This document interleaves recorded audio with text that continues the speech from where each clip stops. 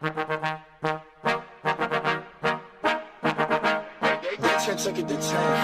going to cross the 40 to the 35-30. He's going to get the first down and more. Up the middle. He breaks away. He took it back. Oh, he took it back. Oh, my goodness. Takes the snap. He throws out to the right side to number 12, who catches it. Touchdown.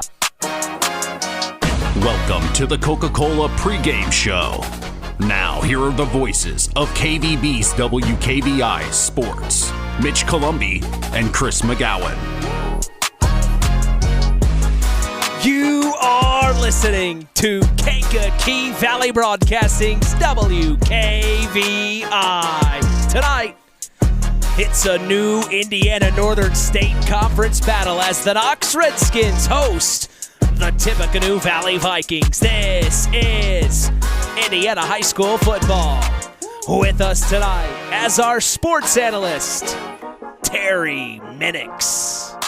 Hey, I'm Mitch Columbi. The tradition continues. This is KVB's WKVI Sports.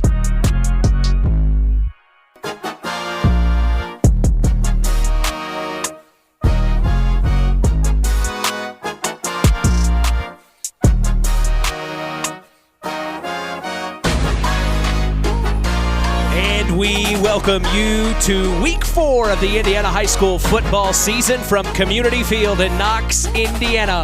4-6-5-3-4. We are back for more as we are set to continue the new era of Kankakee Valley Broadcasting Sports on 99.3 FM and around the world, streaming live on WKVI.com and IHSAATV.org. Man, as we get ready for our fourth football broadcast of the season, we have talked with Knox Redskins head coach Russ Radke during several practices and on the Saturday Sports Line, of course, but we have yet to see these Vikings of Tippecanoe Valley. The Redskins enter their new conference tonight. The newly formed Indiana Northern State Conference combines Bremen, John Glenn, Jimtown, LaVille, Tippy Valley, and Knox. This will be the third meeting between these two schools throughout their history. In 1987, the Redskins fell to Tippy Valley in their first matchup ever, 42-0. The following year, in 1988, Tippy won again, 20-6. That was the last time these two teams met, all the way back in 1988. A lot has happened and changed since that time. The Redskins hope to start their new conference out tonight with a bang. When we look at the Knox Redskins, head coach Russ Radke is in his 48th season as a high school football head coach. He is the second all-time winningest high school football coach in the entire state of Indiana with 405 total wins. This is his fifth season with the Knox Redskins, as they are arguably coming off the greatest season in Redskin football history. The Redskins went undefeated for the first time in their history during the regular season last fall and became regional champions for the first time ever as well. They made it to semi-state where they fell to Bishop Chatard, but one thing is for certain, the Redskins have that experience coming back this year. Interesting side note, Radke has only faced Tippy Valley once and fell 63-6. That was back in 1979. Something I'm sure he has been thinking about leading into this one. Something else of importance to note, Radke has coached in and won more games than the entire program at Tippecanoe Valley. He is in his 562nd game tonight compared to Valley's 513th. And like we said, has won 405 games. That's compared to Valley's 330 wins. He, of course, has 22 sectional titles, 10 regionals, 4 semi-states, and, of course, that coveted one state championship. But the Redskins in Week 1, we saw them. They battled their historic rival, the North Judson St. Pierre Blue Jays, and fell short 42-21. But that score does not indicate the kind of battle we saw on the field that night. If you listen to it on WKVI, good for you. They followed that up in Week 2 with a win over Pioneer, 57-6. They rolled over a very good Pioneer team, we might add as well. And then last week, they were in a back-and-forth affair with Culver Military Academy and lost on a touchdown scored within the final 20 seconds. 47-46 was the final as the Redskins come into this matchup with Tippecanoe Valley tonight at 1-2 on the year. Looking at stats for the Redskins, they are led by junior quarterback Miles McLaughlin. He has thrown the ball for 130 yards on 4 for 10 passing attempts with 1 passing TD up to this point, as well as 1 interception. He also leads the team on the ground, averaging an amazing 10.1 yards per carry with a total of 648 yards coming into tonight on 64 carries with 10 rushing touchdowns. He is the all-time leading rusher and all-time touchdown scorer in Knox football history. He is only a junior. Right behind him in the rushing department is senior Jake Conroy. He has rushed the ball 49 times for 410 yards, averaging 8.4 yards per carry. Last year, Conroy broke the most touchdowns scored in a single game in Knox history with 6 that night. That was against Culver in Week 3, and of course WKBI was there for that one as well. In the receiving category, Kane Weber leads this team in receiving yards with 84 yards on 2 receptions and 1 touchdown on the year. With us tonight, breaking things down and analyzing play up in the booth, we are honored to have sports analyst Terry Minix joining us for some Stark County football action. How you been, Terry? I've been really well. I'd like to say I'm pretty excited about this tonight. A little hesitant, but I'm pretty excited. I mean, obviously it's an outdoor sport that I'm not used to listening to or playing, except for maybe the Chicago Bears. And you know them well. I know them very well, and I've been going there for 40 years. But it's totally different. But I'm excited. I mean, I love Russ Radke, and I think what he does for our little community is amazing, what he teaches the kids, and I'm just excited to watch it myself. The other thing on the other side, I'm good friends with the head coach at Tippecanoe Valley, Steve Moriarty, who is an amazing coach, and it's going to be a great game tonight, and hopefully I don't mess it up too bad. No, I think it'll be great, and a lot of our listeners are probably wondering, where's Chris McGowan? Where's Chris? We have sent him to North Judson. He is roaming the sidelines of the North Judson-St. Pierre Blue Jays matchup. Of course, they are hosting homecoming against North Miami, so we'll catch up with Chris here in a little bit. He's had quite a run with North Judson, and he likes providing updates for him, so we've sent him to North Judson. Well, good. Well, hopefully they don't want me roaming the sidelines here by halftime. They're saying, hey, this guy really doesn't know a thing about football, so we want him to roam out there. Well, what could go wrong? 2 basketball guys doing a football game. I think this could work pretty good. Well, I'm excited and really looking forward to it, so I apologize early. Don't say that. Well, we turn the page and look at the away team tonight. Tippecanoe Valley Vikings head coach Steve Moriarty is in his 8th season at the helm.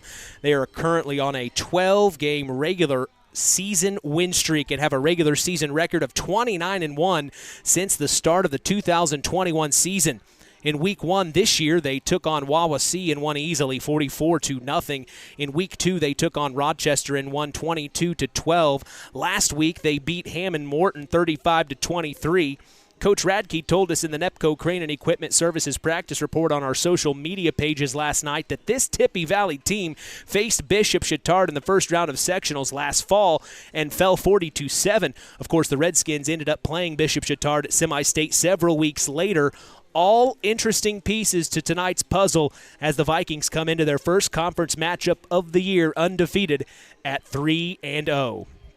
Looking at stats for the Vikings, they are led by junior running back Wes Parker. He has carried the ball 18 times for 314 yards on the ground coming into tonight with an average of an astounding 17.4 yards per carry. I checked the math on that, Terry. That is correct. 17.4 yards per carry. That is incredible. You know what? I'm a basketball guy, but that's still really, really good. Still really good. He leads the team with rushing touchdowns as he has 5 total coming into this matchup. And then right behind him in the rushing department is fullback Grady Moriarty. He has a total of 168 yards on the ground with an average of 5.6 yards per carry and has 1 touchdown of his own up to this point. The quarterback is an interesting one for the Vikings. Stats show 2 different individuals taking over at QB, Jamison Phillips and Hunter Stage. They have both seen minutes, but have only attempted a total of 10 passes between them up to this point. From what we have been told, the sophomore Hunter Stage gets the call to start in this one tonight. Terry, you told me you were probably going to be here to see this matchup anyway. What sticks out to you about these Vikings? Well, I tell you what, they're just so disciplined. Knowing Steve, I've known Steve for quite a few years now, and he runs a highway department that I work with, and I watch him in the discipline that he has with his employees over there in Kosciuszko County. And he kind of does that same type of thing for his football team. I mean, he basically, he demands respect. He wants hard workers. He wants, you put out, and I'll put up for you. And the other part is they've got a big old addition that they have going on at Tippecanoe Valley. And he took me over and showed me the new, I guess you'd say, the weight rooms and locker rooms and everything they got built. And he says, we're really going to get better and better as it goes. I mean, they're a strong team. They're very disciplined. And that's one of them things that, when things aren't going right, I think you're going to see they're still going to be able to handle it just because of the coach. Well, we are expecting an amazing evening of IHSAA Week 4 football action as we appreciate you joining us on the Coca-Cola pregame show. Taste the feeling. We'll be back after a word from our sponsors as the Pulaski Memorial Hospital Injury Report is next. You are listening to Kankakee Valley Broadcasting's WKVI. Real magic is everywhere. It's in your mom's cooking, in 4-hour dinners with friends, in that first bite of something new, and in the fizz of a Coca-Cola. Now with so many options for less than $5, the Coca-Cola Value Collection will help you make the most out of every magic moment for so much less.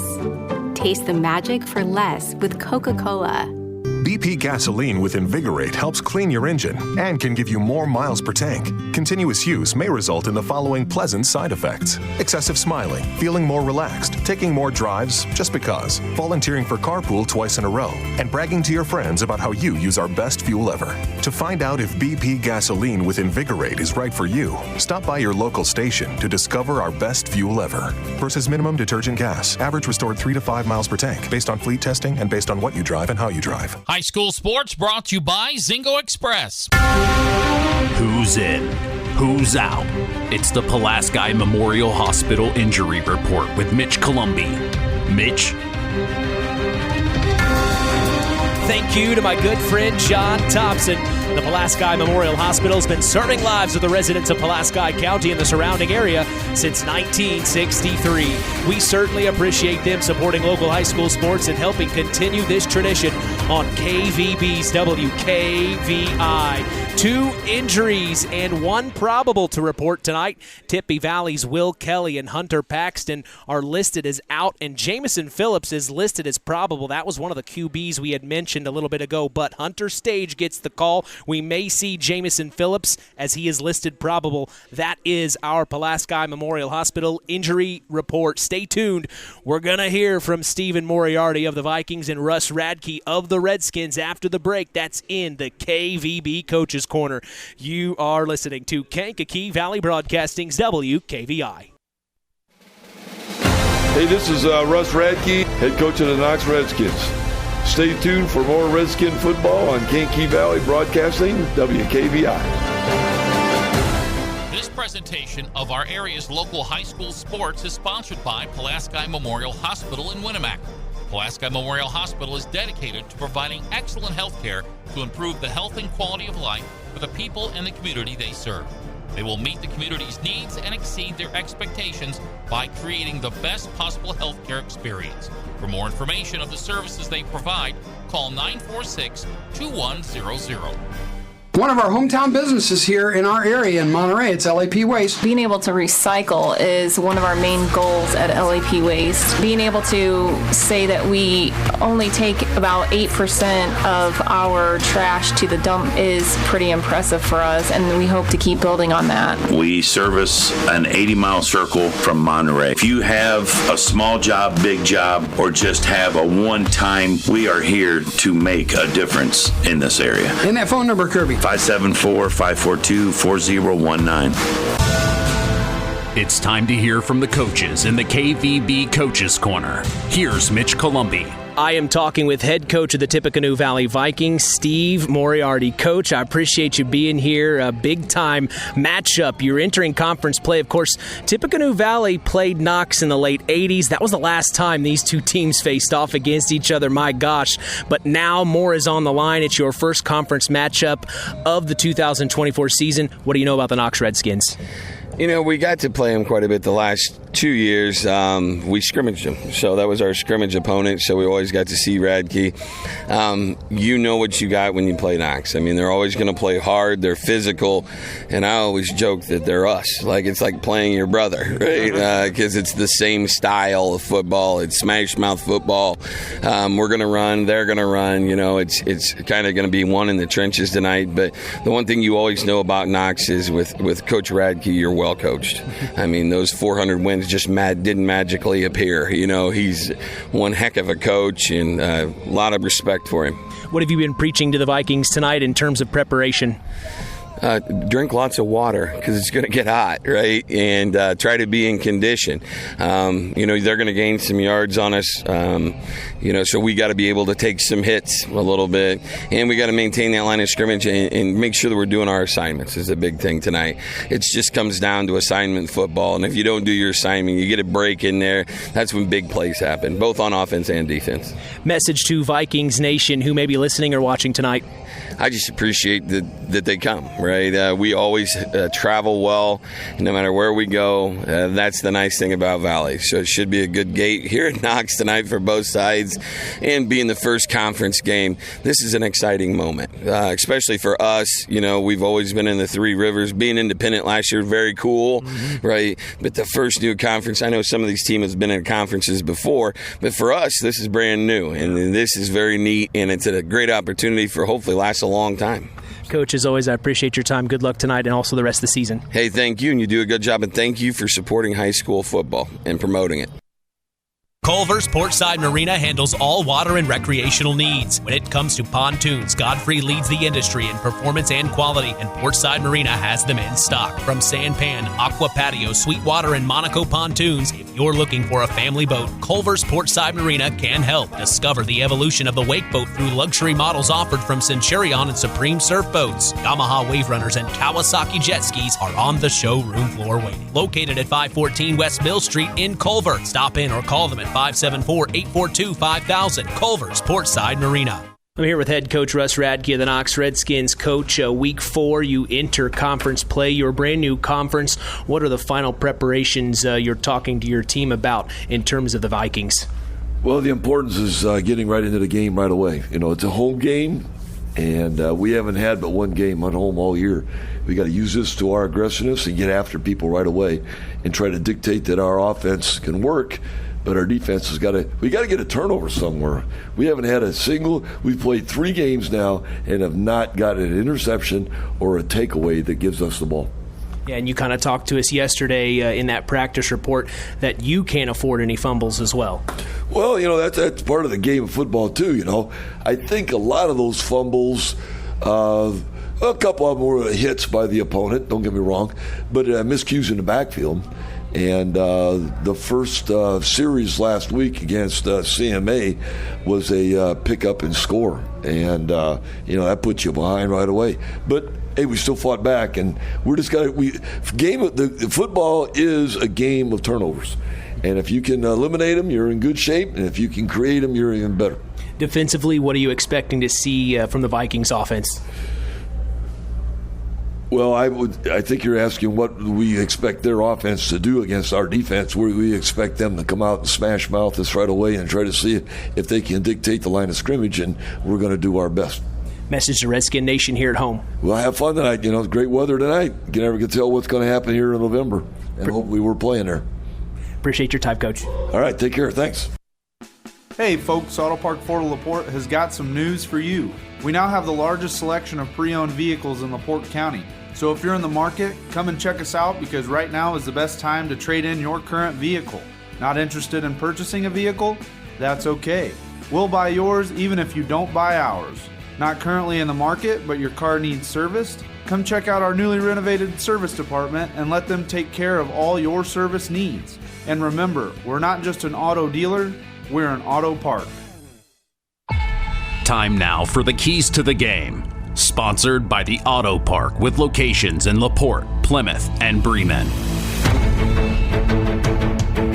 All right, as we get set for Week 4 Indiana High School football action, what are your keys to the game as an Knox Redskin, Terry? Well, I tell you, the big thing that they got to understand and look out for is the patience that Coach Moriarty is going to have his team doing. They're very patient. They don't get excited. Things don't go well.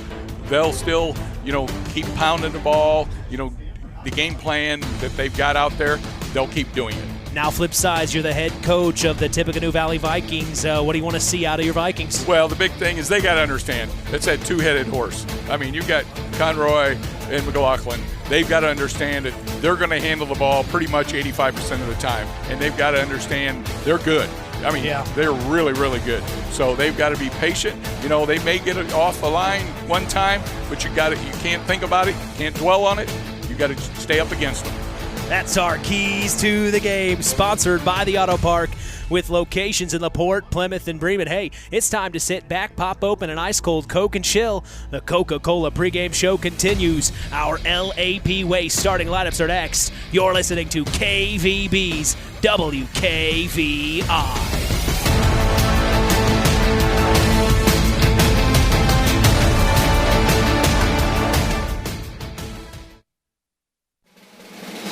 Hey, this is Russ Radke, head coach of the Knox Redskins.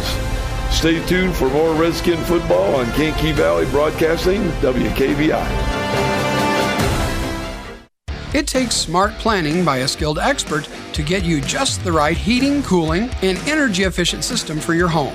McGrath Refrigeration can install an affordable Armstrong air system that will cut your energy costs while enhancing your comfort. You'll see the difference in your first energy bill. Give McGrath Refrigeration, your local Armstrong dealer, a call today at 574-772-3575. That's 574-772-3575. McGrath Refrigeration, where the temperature is always just right. It's time for the LAP Waste starting lineups.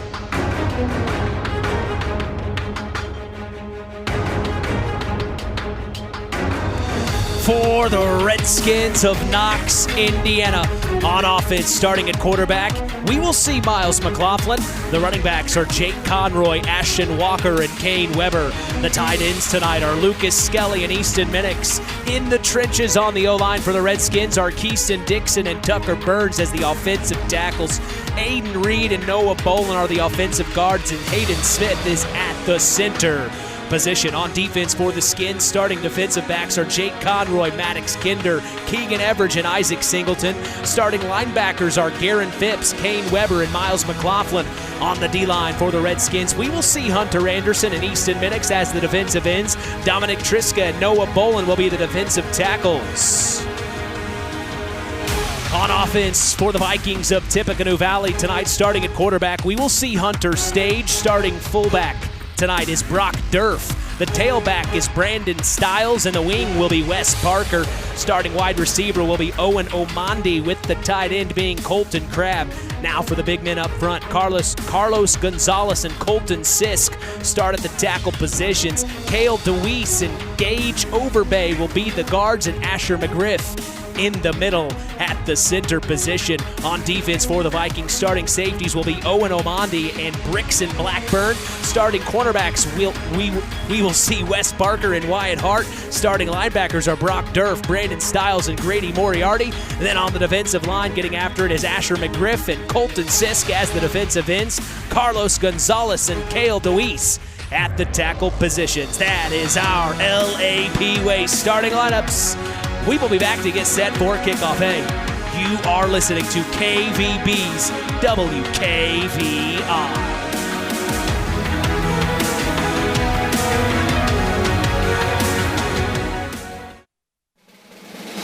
Hey, this is Russ Radke, head coach of the Knox Redskins. Stay tuned for more Redskin football on Tippecanoe Valley Broadcasting, WKVI.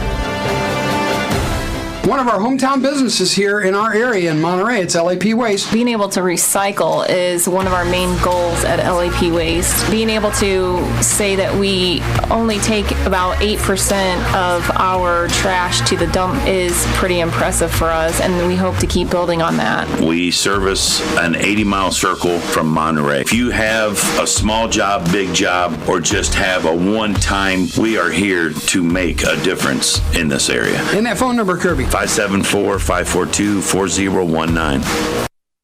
Have you ever wondered how much I could sell my vehicle for? Well, Auto Park Chevrolet GMC can help with that. We're looking to buy your vehicle. It is a quick, simple process that puts money in your pocket. Stop by the Auto Park on Oak Road for one of our sales professionals to assess your vehicle and have a cash price for you in moments. If you're looking to trade, we have stacks of inventory for you to choose from, or you can walk away with a check in hand. Don't hassle with listing on Marketplace or waiting forever to sell it privately. Let us make you an offer today. Auto Park Chevrolet GMC. Check us out at www.autoparkchevroletbuickgmc.com or call 574-936-5590 or come to see us next to Walmart in Plymouth.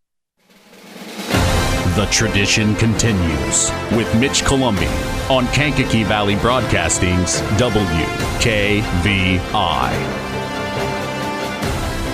From Knox, Indiana, welcome to Week 4 of the Indiana high school football season between the Knox Redskins and the Tippecanoe Valley Vikings. I am Mitch Columbi. The tradition continues here on Kankakee Valley Broadcasting as WKVI will always be there.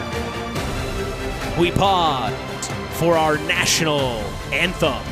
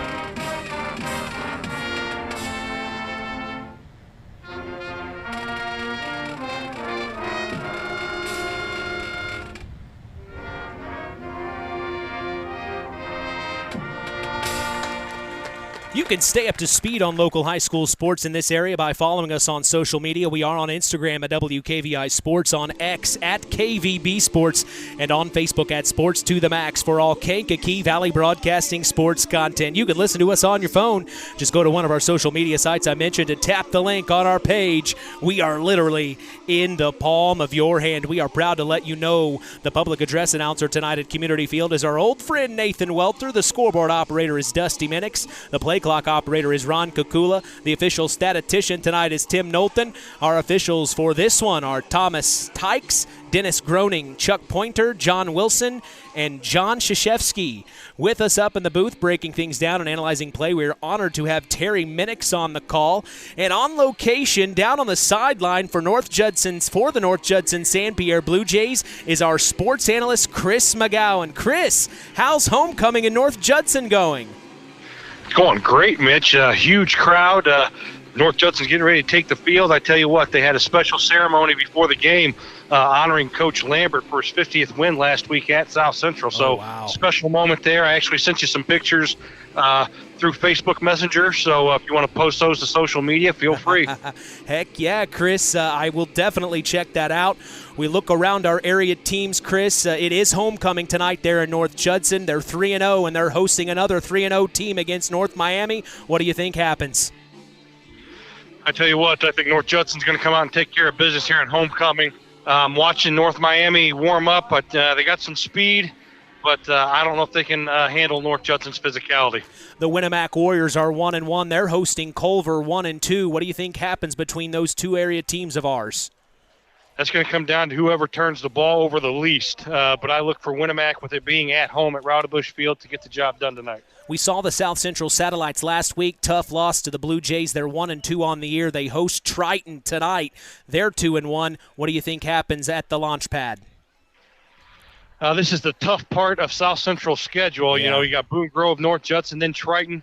Triton's ranked in the top 10 in 1A, so I look for South Central to fare a little bit better than they did last week against North Judson, but I still think the Trojans will come out with the victory there at the launch pad. The West Central Trojans on 2 games in a row they've won. They're 2-1 on the season. They're on the road, Chris. They had to travel to Cascade, who is undefeated at 3-0. Do the Trojans continue the winning ways? I don't know enough about Cascade other than the fact that I think they're a pretty good-sized school. So with West Central making the long trip, I don't think they come away with the victory there. I think the streak ends at 2. All right, Chris, we will keep up to date with you and see what happens there in North Judson. We have all of our captains meeting at center field right now. I'll get back with you in a little bit, okay, man? Sounds good. All right, that is our sideline reporter, Chris McGowan, live and on location for the North Judson St. Pierre Blue Jays. It's homecoming there tonight. Of course, he wanted to be there not only because of that matchup, but also, Terry, his 30th class reunion is being honored tonight, and just something big for him and him needing to be there. So we appreciate him being on the sideline and being a part of it, as now we have Mr. Jason Wampler in the house here. He's bringing us some food. What's going on down at the concessions this evening? We're busy like usual. We got something new tonight. It's our Tater Brigade.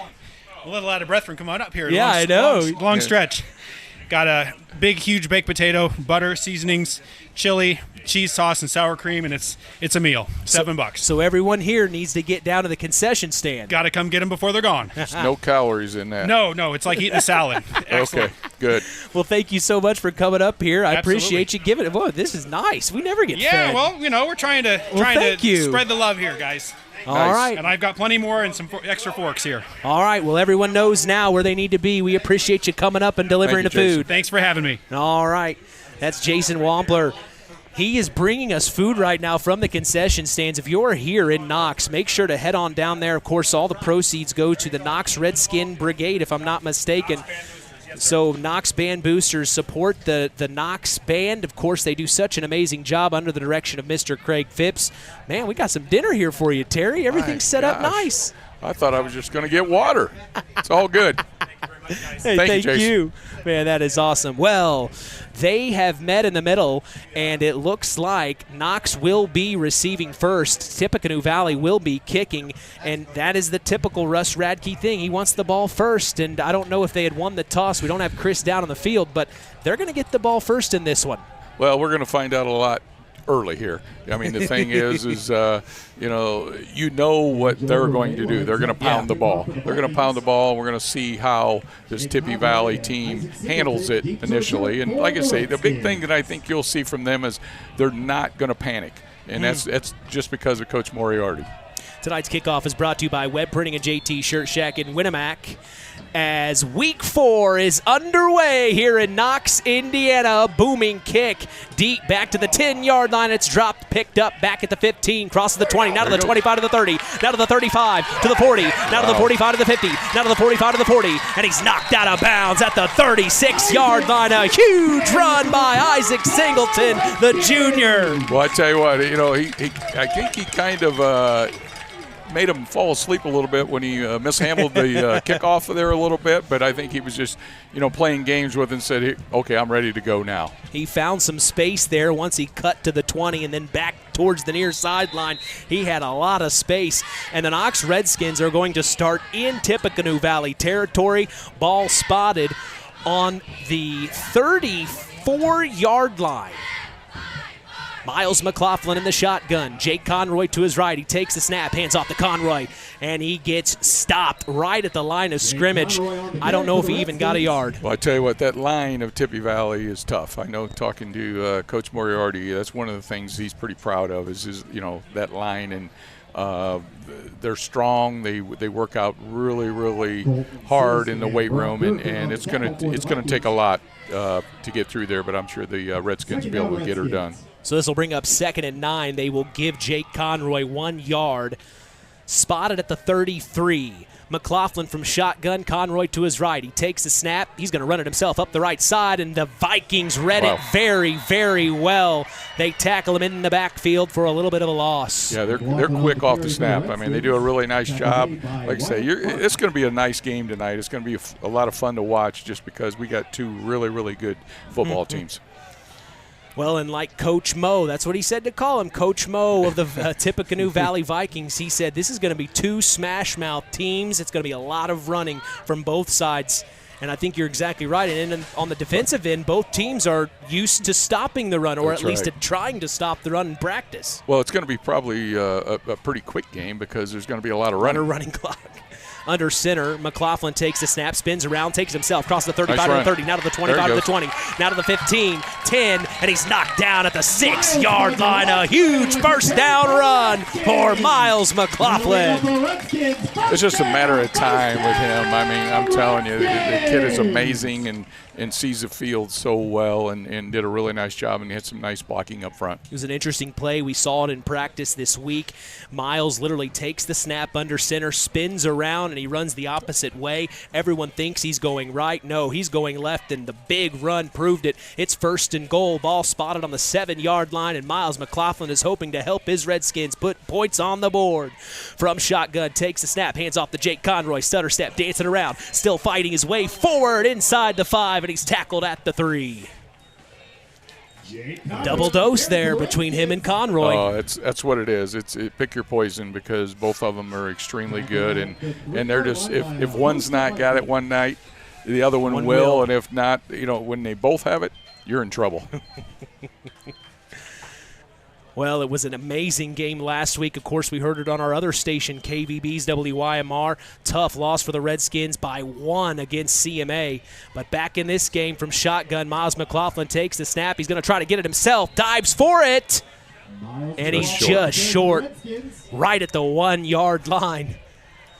But, yeah, what a game that was last week. And Chris McGowan had kind of said it in the pregame. Whoever has the ball last will probably end up winning that game. CMA had the ball last. Under 20 seconds to go. They score. They go up by 1, and that's the end of the game. Well, and that quarterback they have over McColgan. there. Yeah, he's something special. He is. I mean, so it was – I mean, it's a loss, but it wasn't like one of them bad losses. Hopefully it helps them. Quarterback keep up the middle. It's Miles McLaughlin.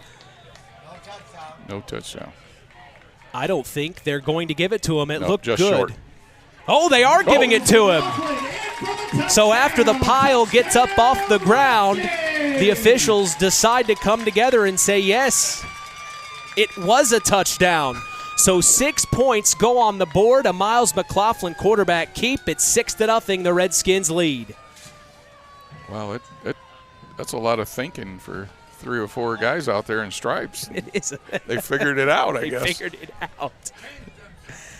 Well, and we said in the first couple weeks, the refs had to dust off the cobwebs and clean up the rust a little bit. But here we are in week 4. Right. We're in full swing as they're going for 2. It's a toss out to Jake Conroy, and he's tackled at the 2. I hesitated because I thought he might squeak through, but no, he is short on the 2-point conversion, so it keeps it 6-0 here in this matchup against Tippecanoe Valley. The Redskins strike first. Blood has been drawn, and the Redskins see red. Tell you what, it's a great start for the Redskins and this crowd, so the thing is now what is the Tippy Valley going to do here? Are they going to come back? And they're going to be very patient. Like I said, the big thing that they have is patience.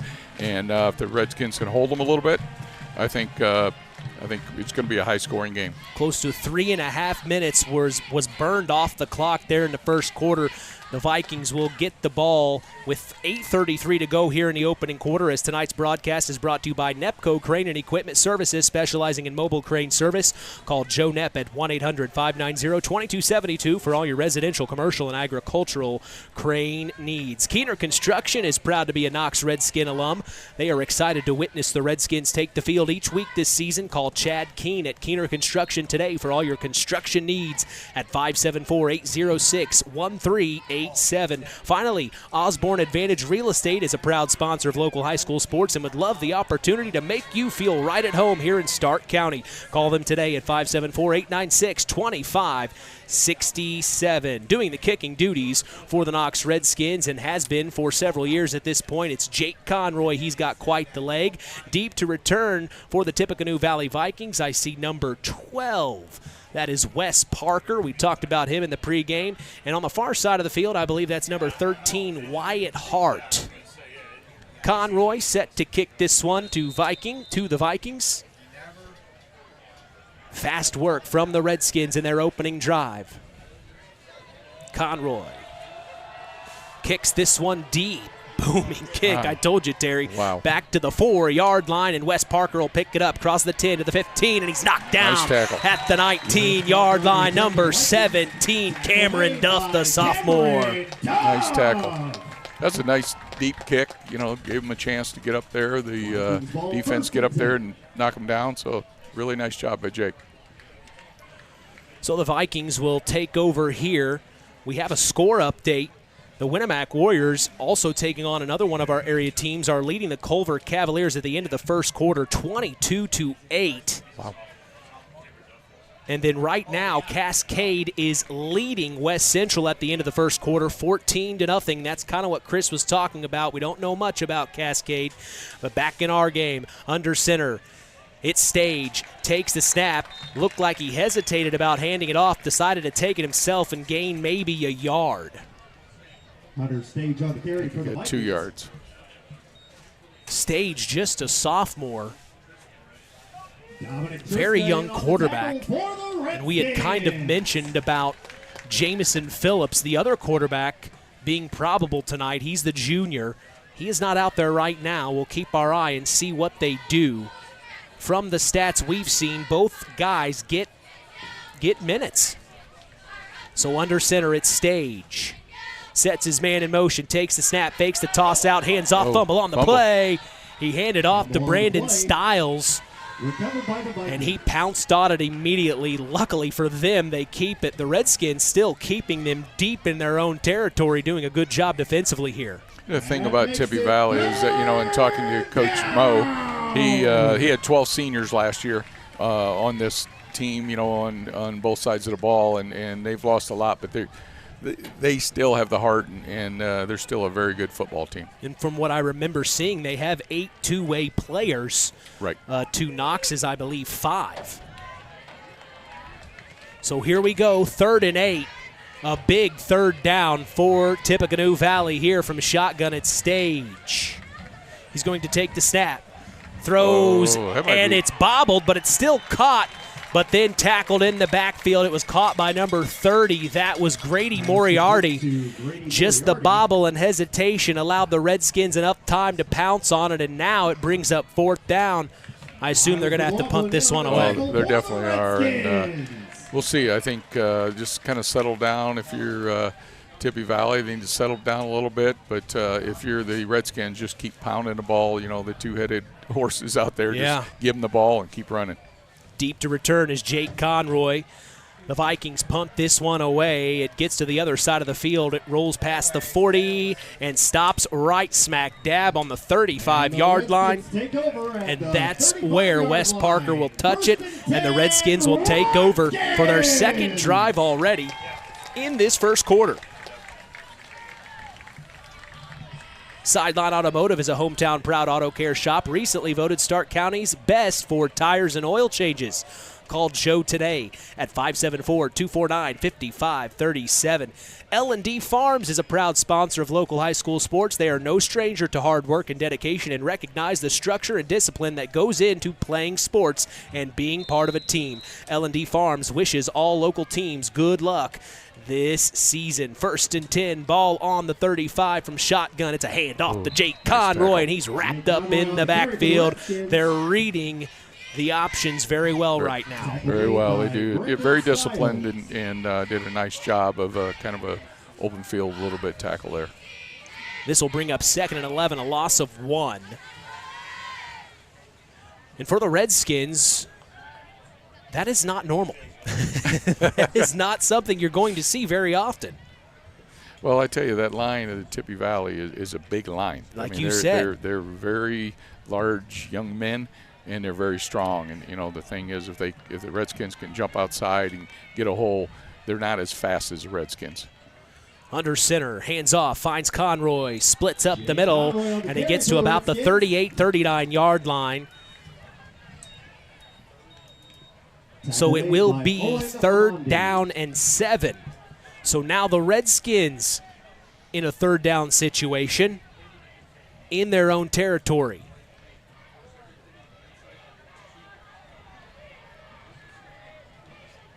It's a big down here. You know head coach Russ Radke wants to put more points on the board while he's got the ball here in the first quarter, up 6. 5 minutes to go in the opening quarter from shotgun. Miles McLaughlin takes the snap, pulls the head off from Jake Conroy, nice up the middle, across the 40 to the 45 to the 50, now to the 45, and he's tackled at the 40-yard line. Huge run. That's just a great read by Miles. I mean, just he saw they jumped on Conroy, and he figured, yeah, I'm keeping it and I'm going. So there's a big-time first down run. Not only was it a first down, it gets it in to Tippecanoe Valley territory on the 40-yard line. It'll be 1st and down here. So far, the double dose between Miles McLaughlin and Jake Conroy. Very good friends off the field. They have been for several years now, as McLaughlin from shotgun sets Conroy in motion, takes a snap up the middle again. He found the hole yet again. Very similar play to what had happened a few moments ago, close to 5 yards there. Yeah, like we said, this is one of them. It's just going to be one or the other. Running the ball, the clock's going to run. It's going to keep running. It's going to be a quick game because there's not going to be a lot of passing on the Redskins side. You talk about the defensive line. 5'9", 190 pounds, 6'1", 170. The defensive ends, 5'11" and 6'1", 175, 180 pounds. You're not kidding. There's some big boys down there. Big young men. So 2nd and 5 for the Redskins on the 35-yard line. From shotgun, Miles McLaughlin takes the snap, hands off to Jake Conroy, and he gets maybe to the 34. Well, the thing is right here, Tippy Valley needs a stop. I mean, they got to kind of, stop the bleeding a little bit here, and if they can get a stop here, I think it'd make them feel a lot better. Like you said, I think Coach Radke wants to just keep pounding the ball, get it to his two guys, and score as much as he can, as quick as he can. This will bring up another 3rd down on this drive, the 2nd for the Redskins, as the Vikings are hoping to stop the Redskins. We'll see what happens here from shotgun. It's Miles McLaughlin. Conroy to his right. Takes the snap. He's going to keep it himself. Wrapped up right at the line of scrimmage. And this is going to bring up 4th down. Now, this is the part of the field. Yeah, this is going to be – is he going to go? I think he's going to go for it. I think he may go for it. And historically, in the last couple of years of me calling the Knox Redskins, they're going to keep Miles McLaughlin out there. And it's this far deep into Vikings territory, you might as well. Right, exactly. I mean, you may gain 20 yards, but when you got Miles McLaughlin and Jake Conroy, I'll take my chances. 4th and 5. He tried to draw the Vikings off sides. It didn't work. He calls timeout. The Redskins will burn the first of 3 as we remind you every morning to join Rich Wallen on the WKVI Morning Show Monday through Friday, 5 a.m. to 12 p.m. Central. Catch local news as well for our area with Kankakee Valley Broadcasting News Director Anita Gooden, who covers news on WYMR and WKVI. Catch our stories on WKVI.com and Max983.net to stay up to speed in your local area. Local Union USW 9551 is a proud sponsor of local high school sports. They believe in the future of these young adults and wish them luck as they take on their opponents this season. Today's broadcast is also brought to you in part by First Farmers Bank and Trust, providing state-of-the-art banking with old-fashioned service. We thank them for supporting local high school sports and helping continue the tradition on KVB's WKVI. Out of the timeout here, it'll be interesting. Do you still go for it, or do you decide to punt, maybe pin it deeper into their own territory? I think you just go for it. I mean, it's one of them you want to get as many points as you can at this point. And you got these two. I mean, these two are incredible. Take my chances with them too. So they are lining up to go for it. They will rearrange. Number 7 is going to take it under center. That's Ashton Walker. Toss out to Jake Conroy. Cuts back up to the 35. Tried to get to the 34, but he's wrapped up, and it will be a turnover on downs for the Tempe Valley Vikings. That's what they well, needed. That's a win. That's a win for the Vikings right there. They needed to stop and, like you say, stop the bleeding a little bit. And now they just got to do what Coach Moriarty does, and that's be patient. The nerves are over. They gave up that first touchdown. Now they just got to be patient, take care of the football, push the ball down the throat of the Redskins. But that's easier said than done. Right. So right away, the Vikings will trot up to the line of scrimmage. It's spotted on the 34-yard line in their own territory. Under center, it's Hunter Stage. Takes the snap, steps back, looks to throw, fires deep, pass down the left field sideline, and it almost was intercepted by Jake Conroy. He had his eyes on it, but it went right through his hands. I think a couple guys had an opportunity to catch that. Conroy and the Tippecanoe Valley guy. High arcing pass. Very dangerous part of the field with several Redskins around.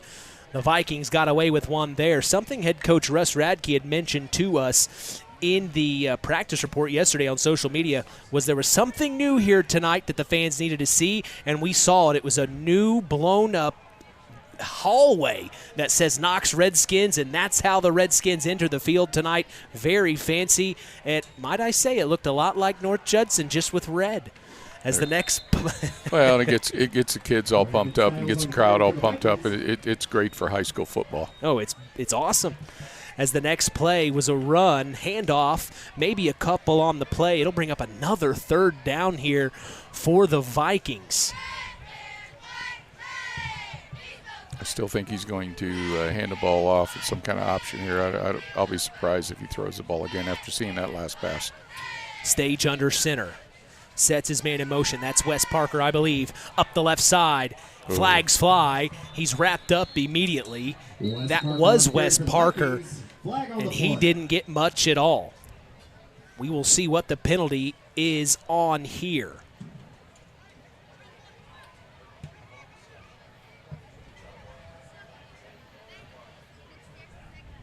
Chop block. Chop block. Illegal chop block against the Vikings.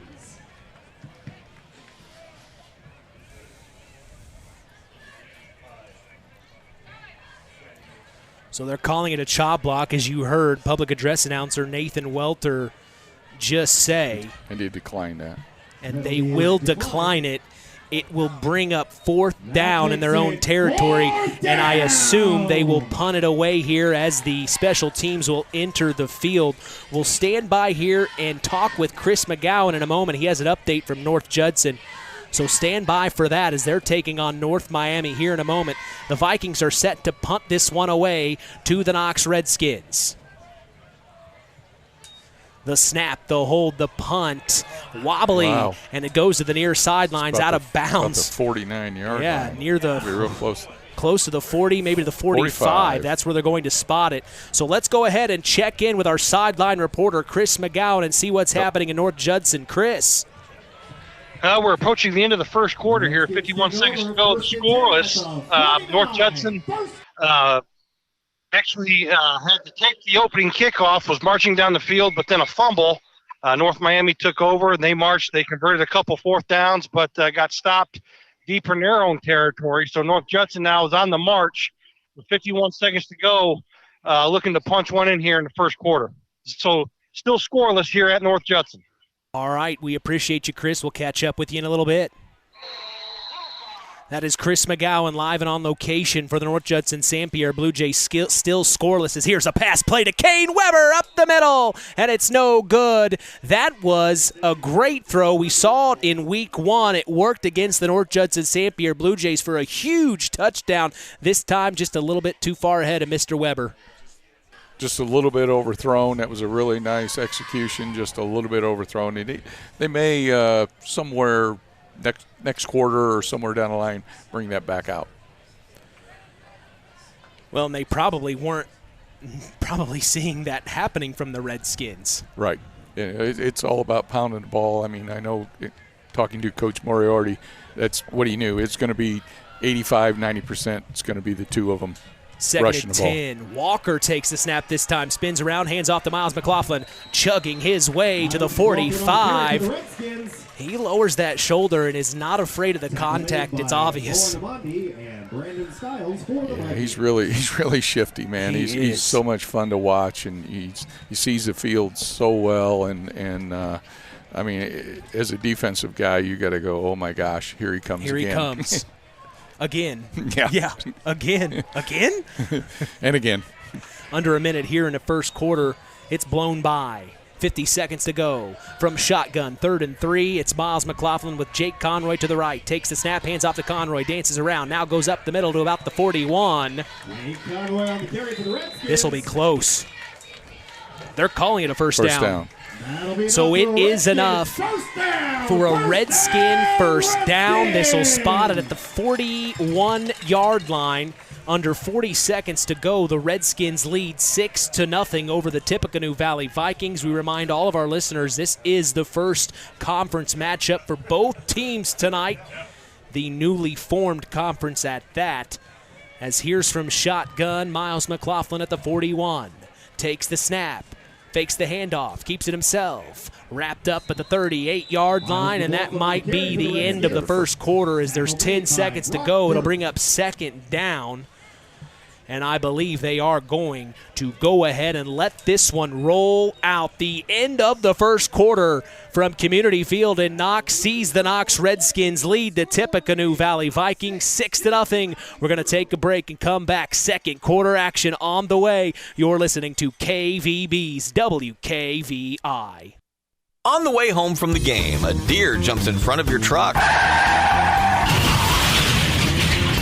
And now you've got to get that truck repaired. Make it easy on yourself. Take it to Mark's Body Shop. Mark's has done expert auto body service since 1998 and will work with you and your insurance provider for collision repair, custom body paint, and insurance work. And all work guaranteed by owner Mark Schell. Mark's Body Shop, proud to support high school sports. 772-7003. Hey, this is Russ Radke, head coach of the Knox Redskins. Stay tuned for more Redskin football on Kankakee Valley Broadcasting, WKVI. When you grow up on the land, you have an appreciation for it. When you grow up and work on a family farm, on land that is shared by members of a family, all working together as a team, that appreciation grows even more. They know what it's like to work as a team to get the job done. At Lawrence Farms of Knox, Todd and Josh Lawrence and family support the local high school teams and wish them success all through the season.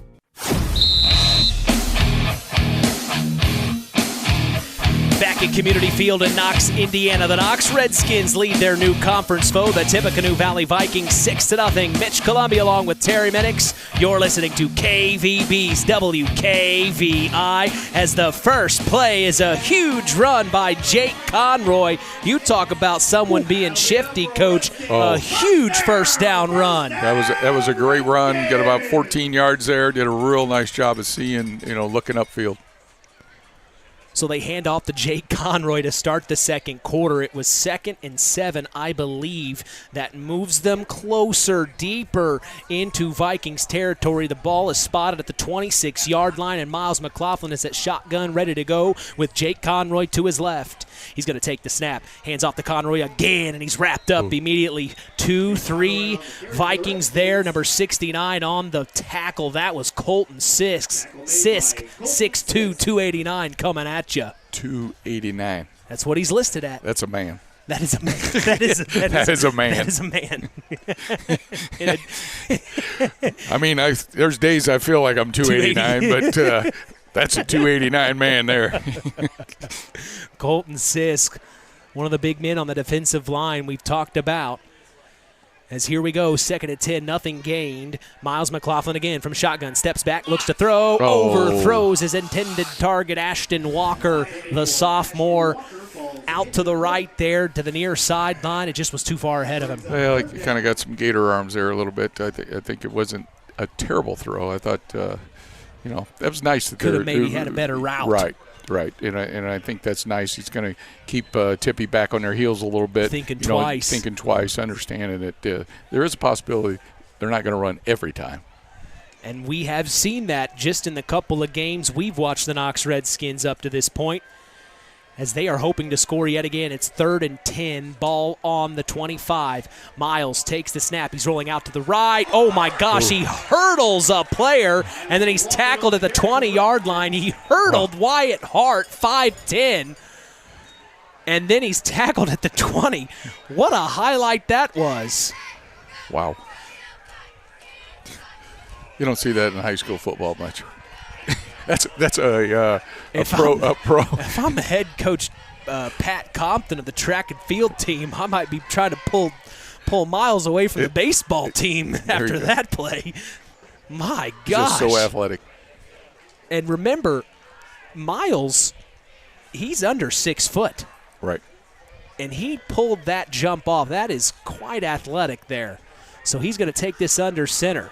Camden Garner in the backfield takes the snap, fake the handoff. He's going to throw deep left side. Line is Jake Conroy at the 5. He dives for it. Touchdown, Redskins. Jake Conroy, 6 more points. Book it.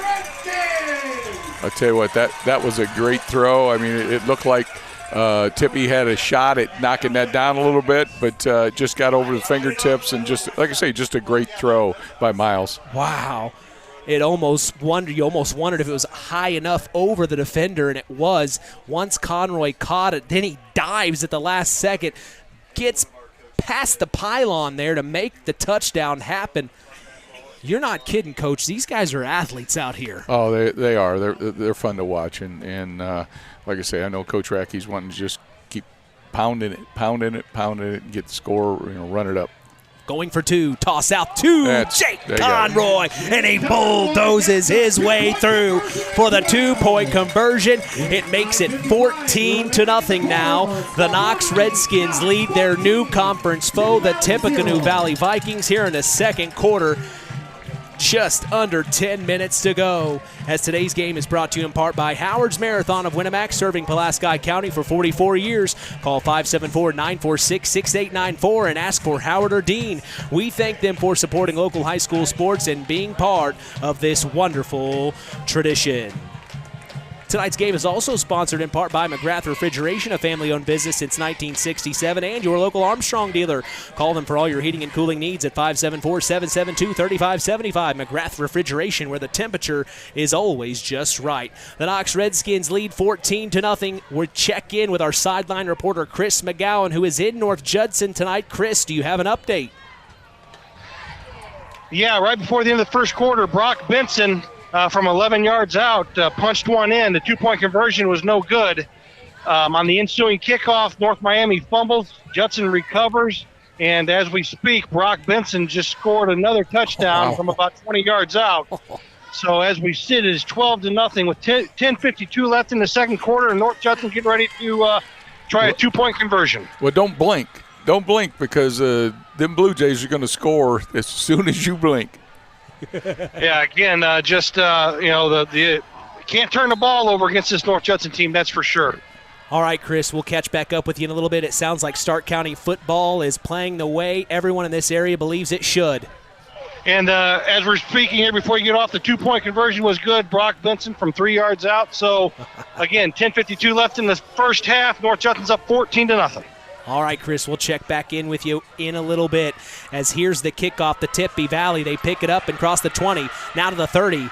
Knocked out of bounds at the 30 by Jake Conroy. What a hit that was, but a nice return by the Tippecanoe Valley Vikings there. They start in decent territory. Yeah, they've got to do something to stop this bleeding. They got to, maintain the, keep the ball away from the Redskins. That's their only hope right now, is to, maintain possession of the ball slowly, get up and down the field and get a score, because the Redskins, every time they touch the ball, they're going to probably score. Well, something I heard on the Saturday Morning Coaches Show on KVB's WYMR last week with Andy Dorrell, head coach of the Culver Military Academy, he said, I prepared for the Knox Redskins all week. I knew they were good, but when I saw them in person, I had no idea how good they actually were.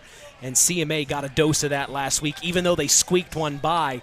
Head coach Andy Dorrell, who's been at CMA for 20-plus years at this point, even he had that to say. He thought he was prepared, but then he saw it in person. It's a little bit different, and that may be what Tippecanoe Valley is going through right now. They knew they were good.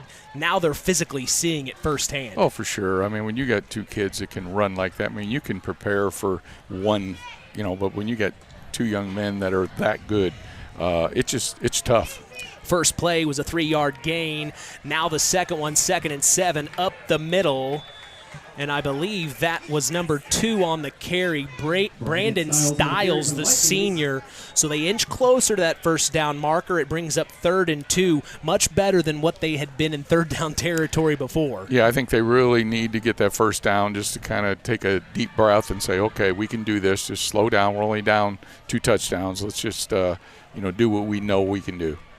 3rd and 2, ball on the 43-yard line in Viking territory. Stage under center, takes a snap, spins around, hands off, and tackled in the backfield. We call that a stick. That was a huge hit, and I was waiting to see who it was on. I believe that may have been, it was hard to tell which Redskin that was on the tackle. A huge hit, and he gets nowhere. They're giving him a yard. It'll bring up 4th and 1 here. Ball on the 44. So they're going to go for it in their own territory here with 8 minutes to go in the second. That's a big key. Stage, quarterback keep up the middle. They tried to sneak it through. You got it. And they are going to get the first down. So with great risk comes great reward. Well, it's one of them where they have to. I mean, it gets to the point where I'm not saying it was desperation, but it's one of them where you can't turn the ball over to Knox again. You see when they get the ball, for the most part, 75-80% of the time, they're going to score. So you've got to keep the ball in your. You have to keep the ball, and you take care of it, and hopefully you can work yourself down to get your own self a touchdown. Interesting formation here as they take the snap. Quarterback keep up the middle, and the Redskins read it well. They didn't get anything. They had trips to the left, a tight end offset. But, man, I thought they might have been throwing there on that one. Right now, I think they just want that clock to run. They just want that clock to continue to tick. We're coming up on 7 minutes to go. Again, the score, the Redskins lead 14-0 over Tippecanoe Valley. We talked about the only time these two teams have met were 2 times prior in the late 80s. Both of those games went to Tippecanoe Valley. This is a big-time game now that it's a conference one. As here's a toss out to Wes Parker. He crosses the 50-yard line to the 45. You said the late 80s. Were you even born, Mitch? I was born in 92. Oh, okay. That's why I said a lot has changed since then. A lot has changed. Okay. I just was wondering. It's ways to help me make me feel younger, Coach. Okay. I think I'm way past that. I know. I don't know who John Glenn's playing, but I know they're tied 8-8 at halftime. John Glenn tied at 8. It's back in our game. It's 3rd and 3. They need this. The Vikings toss out to number 43. That is Brock Durf, and he gets tackled near the 47-yard line. He may have lost a yard here. Yeah, that was a great job of stringing that out a little bit and did a nice job of staying on it. And under center is the individual we said was probable tonight, Jamison Phillips. So he is now doing the quarterback duties, at least the last play that we just saw. So they started with Hunter Stage. Now they're going with their other quarterback, Jamison Phillips, the junior. I think Hunter Stage has moved out to – he's a wideout right now. And the Vikings will burn their first of 3 to talk things over here on this 4th and 3. They definitely are going to go for it, it looks like. As we thank Farm Fertilizer for sponsoring tonight's broadcast, call them at 574-867-2441. That's Farm Fertilizer, helping to move the bar on yield and crop investment returns. Mark's Body Shop in Knox is proud to be part of the broadcast this evening. If you ever need collision repair, contact Mark at 574-772-7003. Finally, tonight's game is brought to you in part by Todd and Josh Lawrence of Lawrence Farms. We thank Todd and Josh Lawrence for supporting local local high school sports. Saw something on social media in relation to Todd and Josh Lawrence. Man, scathed away a farming accident. Really? From what I saw on Facebook, the combine had hit a power line, and one of the family members of Todd and Josh Lawrence, very lucky to still be with us. We're very happy Glad to hear that. they're still with us. So shout out to Todd and Josh Lawrence and your family. We're keeping you in our thoughts and prayers. Saw the pictures on social media. My gosh. Wow. It was a pretty incredible sight. As here, the 4th and 3 for the Vikings. Phillips fakes the toss out, hands off, and he gets stopped at the line of scrimmage. I think he's about a yard short. It was a handoff to Wes Parker, and the Redskins will take over on downs here with 5:26 to go in the first half. They lead by 2 touchdowns, 14-0. Things are looking good for the Redskins in terms of their first conference matchup here in Week 4. Oh, for sure. I thought that was actually a really nice play, and the Redskins kind of stayed with it. It was kind of misdirection, and they were able to the one on the opposite side. I'm not sure who got the tackle there, but he stayed at home and was able to get the guy down. So now the Redskins have the ball yet again in this first half, and it looks like we have whistles. Timeout, Redskins. The Redskins will burn their second of 3 here in this first half. You might as well use them. You don't get to keep them. You don't get to keep them. But, I was one of them guys. I know football is totally different than basketball, and I never liked using a timeout. I was just, I wonder how many I had left with me when I retired. You'd have to count them up. I don't know. I had a lot of them. Now, at some point, you got to call timeout if the other team's on a run if we're talking basketball. Right. And, I did. But it stop really, the bleeding. Yeah, it was usually one of my coaches would push me in the back and say, hey, knucklehead, you might want to call a timeout. So I did, but it was because somebody told me to. You want to keep playing. I was one, I was wanting them to know that we're better conditioned than them, and we were going to keep going, and we're going to wear them down. So. And I think right now the Redskins are wearing down Tippy right now and doing a really nice job of, beating them at the line. So 1st and 10 for the Redskins. Ball spotted on the 46-yard line. It's Miles McLaughlin from shotgun. Takes the snap, fakes the handoff to Conroy. Wrapped up and brought down. That's a really nice open field tackle. To get him is really, really good. So. Yeah, it was by number 30, Grady Moriarty. That's Grady Moriarty. That's Coach's son. Yep. Wrapped him up. And I think he lost a yard. Yes, it'll bring up 2nd and 11 here with 5 minutes to go in the first half. He tugged that jersey and stretched it as far as it would go to bring Miles down. And even then it was still hard. Yes. So now, from the near hash, 2nd and 11, under 5 minutes to go. It's Miles McLaughlin from shotgun. Takes the snap. Hands off. No, keeps it himself. Spins around, and he gets snuffed at about the 45. So Tippecanoe Valley doing a good job on the interior here the last couple of plays. And I believe the Redskins are going to bird their 3rd and final timeout of this first half. Well, I think you're going to see, Tippy's looking at showing a little pride here, and, they can't afford to go down 3 touchdowns. So they're going to do everything in their power to make sure they hold them this time. Well, we'll see. I mean, it's been several times now they've had the Redskins on 3rd down and not been able to come away with it. Right. But, it comes a point where they're like, we know we have to do this because it's going to, the horses will be out of the barn and we can't afford that. You don't want to go down a 3rd touchdown in the first half. Now, on the flip side, Tippecanoe Valley does get the ball to start the 3rd quarter. Correct. LAP Waste is a woman-owned waste management company. Quick, reliable next-day delivery service for dumpsters and containers. Get rid of your waste as easy and efficiently as possible.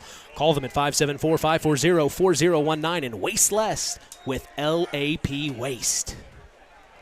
Twins to the right. McLaughlin from shotgun, 3rd and 11, takes the snap, rolls out to his right, looking to throw, fires for Ashton Walker. He's going to intercept it. It's Wes Parker in the backfield at the 30, and that will be Miles McLaughlin's 2nd interception of the season. I think he thought Walker was a little deeper than he had intended and just overthrew him. Yeah, it looked like he cut up a little early, and, they just wasn't on the same page there.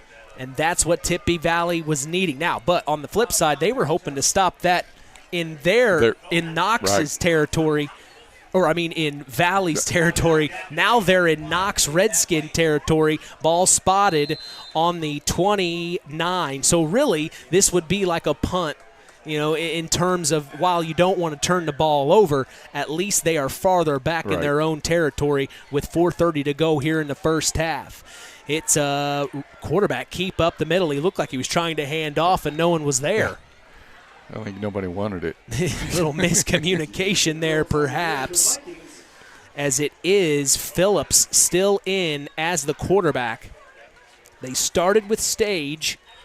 Now they're going with Phillips, who was listed as probable to start the game. Probably to see how things would shake out through the first quarter, get him loose on the sideline, and now he is back in, ready to go here. 2nd and 7? 7 or 8. Handoff up the left side and tackled at the 34. Not much. This will bring up 3rd down, 3rd and 5. And less than right at a minute has ticked off the clock, and they're already on 3rd down. Well, it's not a bad thing for Tippy, like I say. They just want to make sure that they're handling the ball. They've got the ball. They're dictating that clock, but they've got to be able to get the first downs or score a touchdown. 3rd and 5. Under center, Phillips toss out. Then a hand double. Back off to Wes Parker up the far side of the field. Breaks a tackle, crossing 35 to the 40. He's going to get the first down. Huge first down by Wes Parker, and he lets everyone know here he got it too. Well, that's what they needed right there. That kind of a reverse and double handoff. That was did a nice job. Amazing play call. And I believe we'll see if he goes. Nope, he did not go out of bounds. So they just spot the ball and start the clock. 3 minutes to go. 1st and 10. Ball spotted on the 41-yard line. Looks like the Redskins may be coming here. Steps back, looks to throw, fires to the near sideline. In his hands. It was Wes Parker again, but he dropped it. And that will be incomplete, stopping the clock at 2:47 to go here in the first half. The Redskins lead 14-0. I tell you what, you said Coach was talking about they bring a good crowd, Tippy does. They got a nice crowd over there, and I tell you, Knox has brought a great crowd. I mean, there's a lot of people. It's a beautiful night here, so good night to watch high school football. Yeah, beautiful, clear, 77 degrees here in Knox, Indiana. Redskin Nation, full force as always, but you're right. Tippecanoe Valley traveled well tonight. 2nd and 10. Phillips under center, toss out. Rolling up to the 40, now to the 45, and he's tackled at the 46. That was number 30. That's Moriarty. Grady Moriarty. They use Moriarty. They use Brandon Stiles. They also use Wes Parker as part of the options that they have available. Parker will check out here. And we will see the next play here at 3rd and 2. Under center from the near hash. Phillips takes the snap, spins around, toss out. He's going to get tackled by Miles McLaughlin at the 49. It's close to a first down. We'll see who it is. Where it is, I should say. The run was by number 43. That was Brock Durf, another individual they use in that option who is a fullback. And they do give them the first down, and the clock is under 2 minutes to go here. If you're Tippy Valley, you got to start thinking, hey, we're in Redskin territory. We want to score here and then get the ball back to start the 3rd. Right, exactly. And I think they have 2 timeouts left. Yes, they have 2 left. Knox has burned all 3, if I'm not mistaken. Yes. Yes. Steps back, looks to throw, fires down the middle. He's got his man to the 20, to the 15, 10, 5. Touchdown, Tippy Valley. That's what they needed. Like you said, you get a score, you keep that clock running, but still a lot of time on the clock, especially for these Redskins. Owen Omandi on the reception down the middle, and now they're calling holding on the offense. So this will take that touchdown away and bring the ball back. Wow. What a play that was to Owen Omandi. I think Coach Moriarty is asking for an explanation. Yeah, who it was. And they're going to march this one back to the 42.5 with 1:30 to go in the first half. This makes things a lot much better for the Redskins. Wow. So 1st and 20. Under center, Phillips. He's going to take the snap, steps back, looks to throw again. Here come the Redskins. He gets rid of it. 2 Redskins after him. Number 71 was the first one. That was Dominic Triska, the senior. And we remember talking to him last year, part of that amazing Knox Redskin team that'll go down in history. Very good defensive lineman. So that'll bring up 2nd and 20 with 1:25 to go here in the first half. I think you'll see him running the ball this time, just to, see what he gets out of it. He wants to make sure that clock keeps running because the Redskins can't call a timeout to stop it. So it'll at least, if they don't get a lot of yards, Right. they're not turning the ball over to them if the clock keeps running. From shotgun, it's Phillips. Open back. Takes a snap, steps back, looks to throw, has options, and he underthrows his intended target. That was Owen Omandi, who had that amazing touchdown. And we can tell from Omandi that one play that was called back, once he catches it, he's got the wheels. He created space from the defense, no problem. Luckily for the Redskins, that play was called back. This will now bring up 3rd and 20 with 1:20 to go in the first half. The Vikings... Yeah, I'm kind of surprised that they threw the ball that time, unless it was something like a screen pass that they knew they could catch and keep that clock running, because they have to have that clock running because you don't want the Redskins to score another. Right, especially with what time's left. From shotgun, Phillips, whistles fly. Oh, they did have one left. Oh. My apologies. So the Redskins will burn their 3rd and final timeout. So much happens, it's hard to remember. But the Redskins do burn their 3rd and final timeout. Head coach Russ Radke going out, not happy with Maddox Kinder. Yeah, he wasn't real happy. I don't think he was saying, what are you doing later? Yeah. And this is kind of what Chris McGowan is saying. You've got to read your keys. All of these individuals have certain things that the coaches have told them to look for while they're in their position out in the field. And obviously, head coach Russ Radke did not think that their individuals were in the correct spot for that defensive play. And he's right. This is a big-time play here. If the Vikings are able to get this first down and keep the ball away from the Redskins, like you're saying, that helps them and hurts the Redskins. Right, but they sat back. Before he called that timeout, they were throwing the ball again, which was, to me, surprising. But, it's I rare. Yeah. He obviously knows his team. I don't, so there you go. Phillips takes the snap, rolls out to the left, looking to throw. Again. He finds Wes Parker. Knocked out of bounds. That's a catch. They called it a catch. They are calling it complete at the 35-yard line. It looked bobbled here in the near sideline. And that is going to be enough for a first down. And he went out of bounds. There is a flag on the play. And now here's a flag. You can only assume. It's got to be a holding. It is. He just pointed at the offense. It's got to be a holding if, the way where that flag was thrown. If this is on Tippecanoe Valley, this will be their 2nd big-time penalty. And it is. Unsportsmanlike conduct penalty against the Vikings. So unsportsmanlike. How do you? I don't know football that well. I wonder what that was. Well, it was the magic words. Well, I'm sure, but you would think you would get the yardage. Goodness. So this will put them back deeper into their own territory. The 2nd big pass play on this drive by the Vikings, taken back by a penalty, a costly penalty.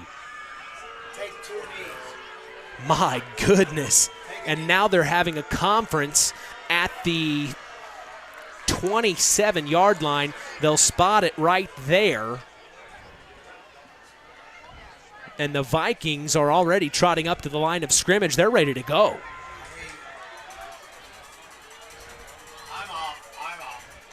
And now all the officials will come together to have a chat.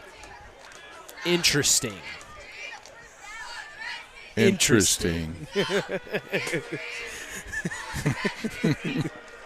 At halftime. Haven't heard that in a while. Well, that's basketball season. 42-0 at halftime as the West Central Trojans trail Cascade right now. Looks like a tough one going on for the Trojans. I know you said Chris didn't know a lot about them, but they must be really good. They must be good this year. And then at half, like we had talked a little bit earlier, Winamac leads Culver 22-8.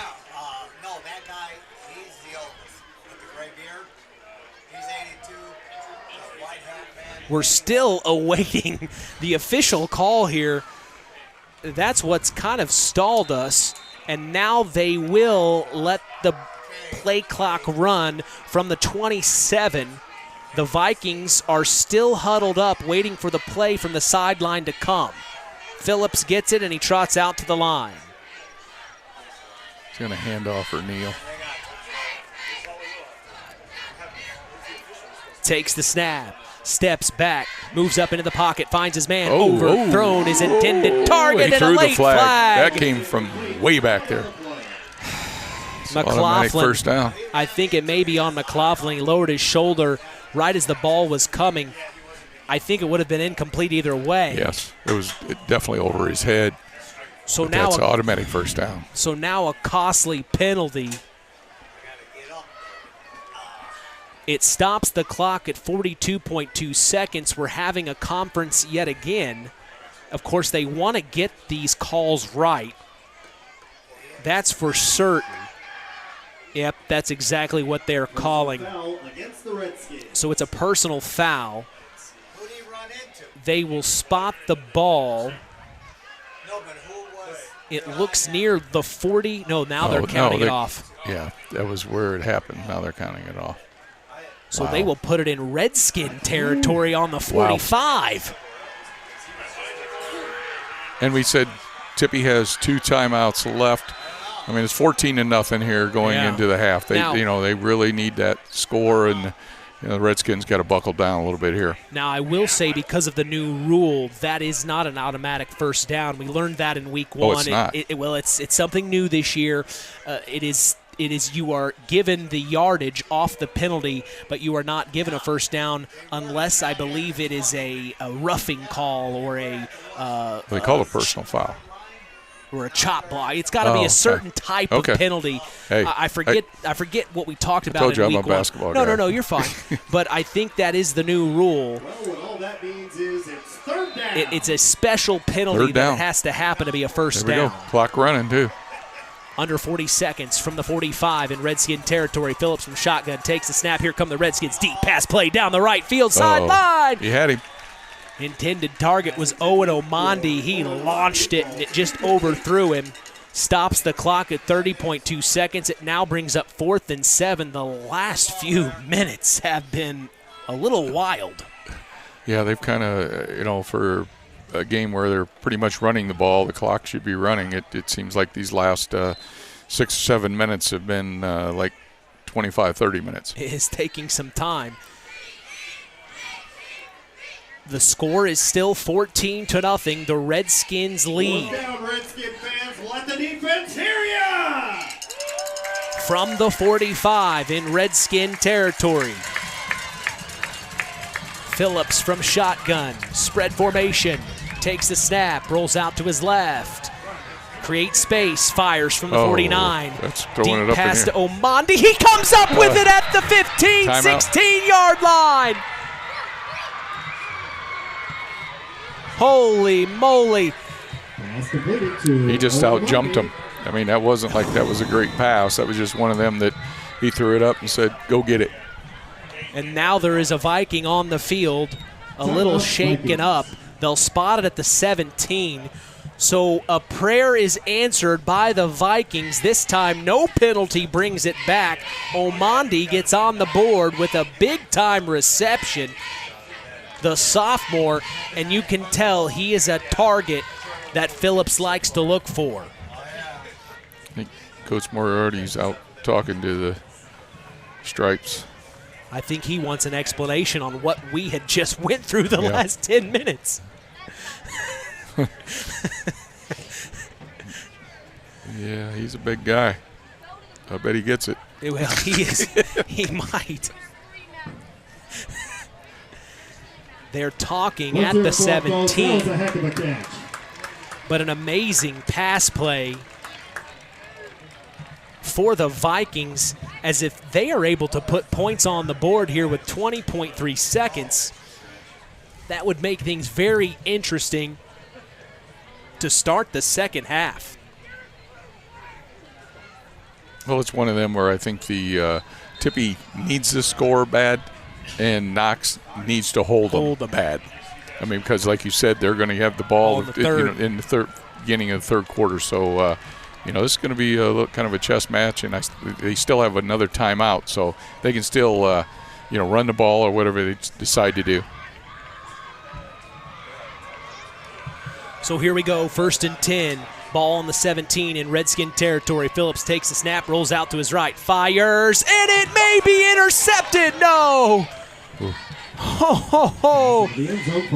I believe that was Jake Conroy flying in there, diving for it. He almost had it. We knew he missed it when he was slapping his hand on the ground.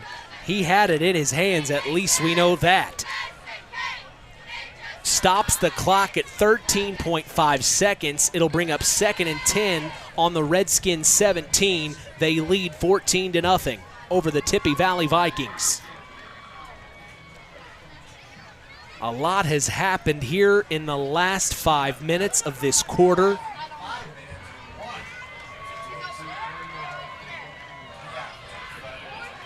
As here's from shotgun, Phillips takes the snap, rolls out to his right, fires again, and he throws it away. And that stops the clock at 8.4 seconds and brings up 3rd and 10. They must have a field goal kicker because it's like they're bringing somebody out.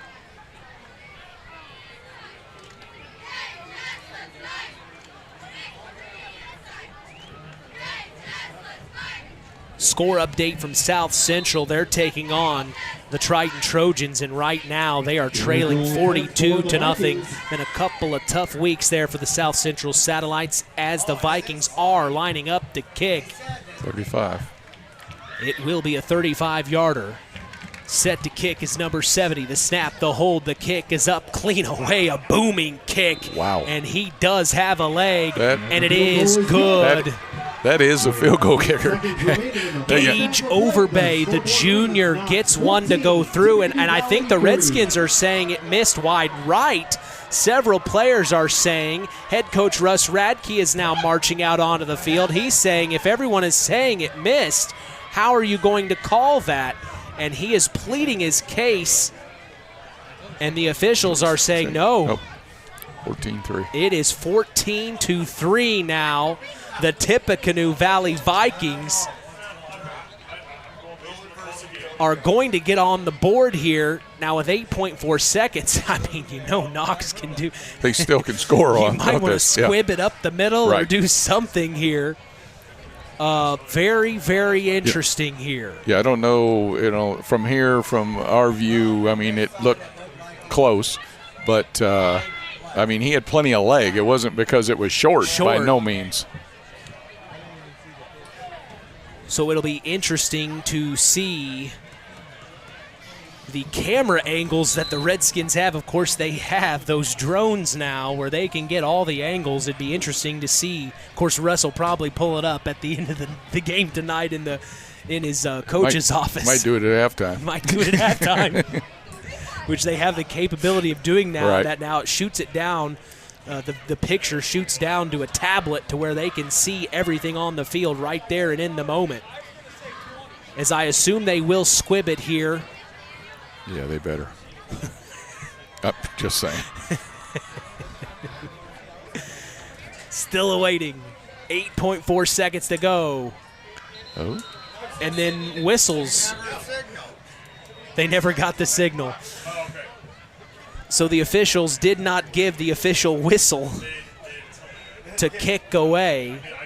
And the Vikings, they didn't kick deep. They kicked to about the 25 or 30. They want to make sure they're not going to kick it to McLaughlin or Conroy. I mean, okay. I mean, I don't have to be a brain surgeon to figure that out. So they're going to reset. There have been several interesting moments in this game tonight. I don't know. It went back to 11.1, and I thought it was 8.3. Yeah, it was 8.7 or something like that. Now we got 3. They must be telling them from the field what to put up onto the scoreboard. I think everybody's a little confused right now at this moment. It's only 7:35 Central. So this will be interesting.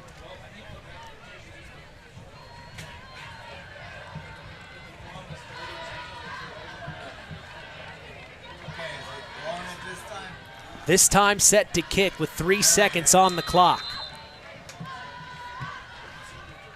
This time a squib. It'll fall into the hands of number 28. That is Garen Phipps, the senior. It'll spot it at the 34-35 yard line with 1.9 seconds. All right, I got a question for you, Mitch. You think Coach Rackey's going to kneel here? I'm going to say no. He might get one play in. Well, I have heard coaches, they say sometimes you like to get a play in on film so that they can look at it later. Oh, maybe he is. It looks like. Well, maybe not. This is Miles McLaughlin under center, and they will kneel it. As that is the end of the first half. 14-3 is the score here at Community Field in Knox, Indiana, as they lead their new conference foe, the Tippecanoe Valley Vikings. We're going to take a break and come back. Don't go anywhere. We are going to break this first half down. We'll also catch up with Chris McGowan in North Judson and see some other scores from our area schools, so don't go anywhere. You're listening to Kankakee Valley Broadcasting's WKVI.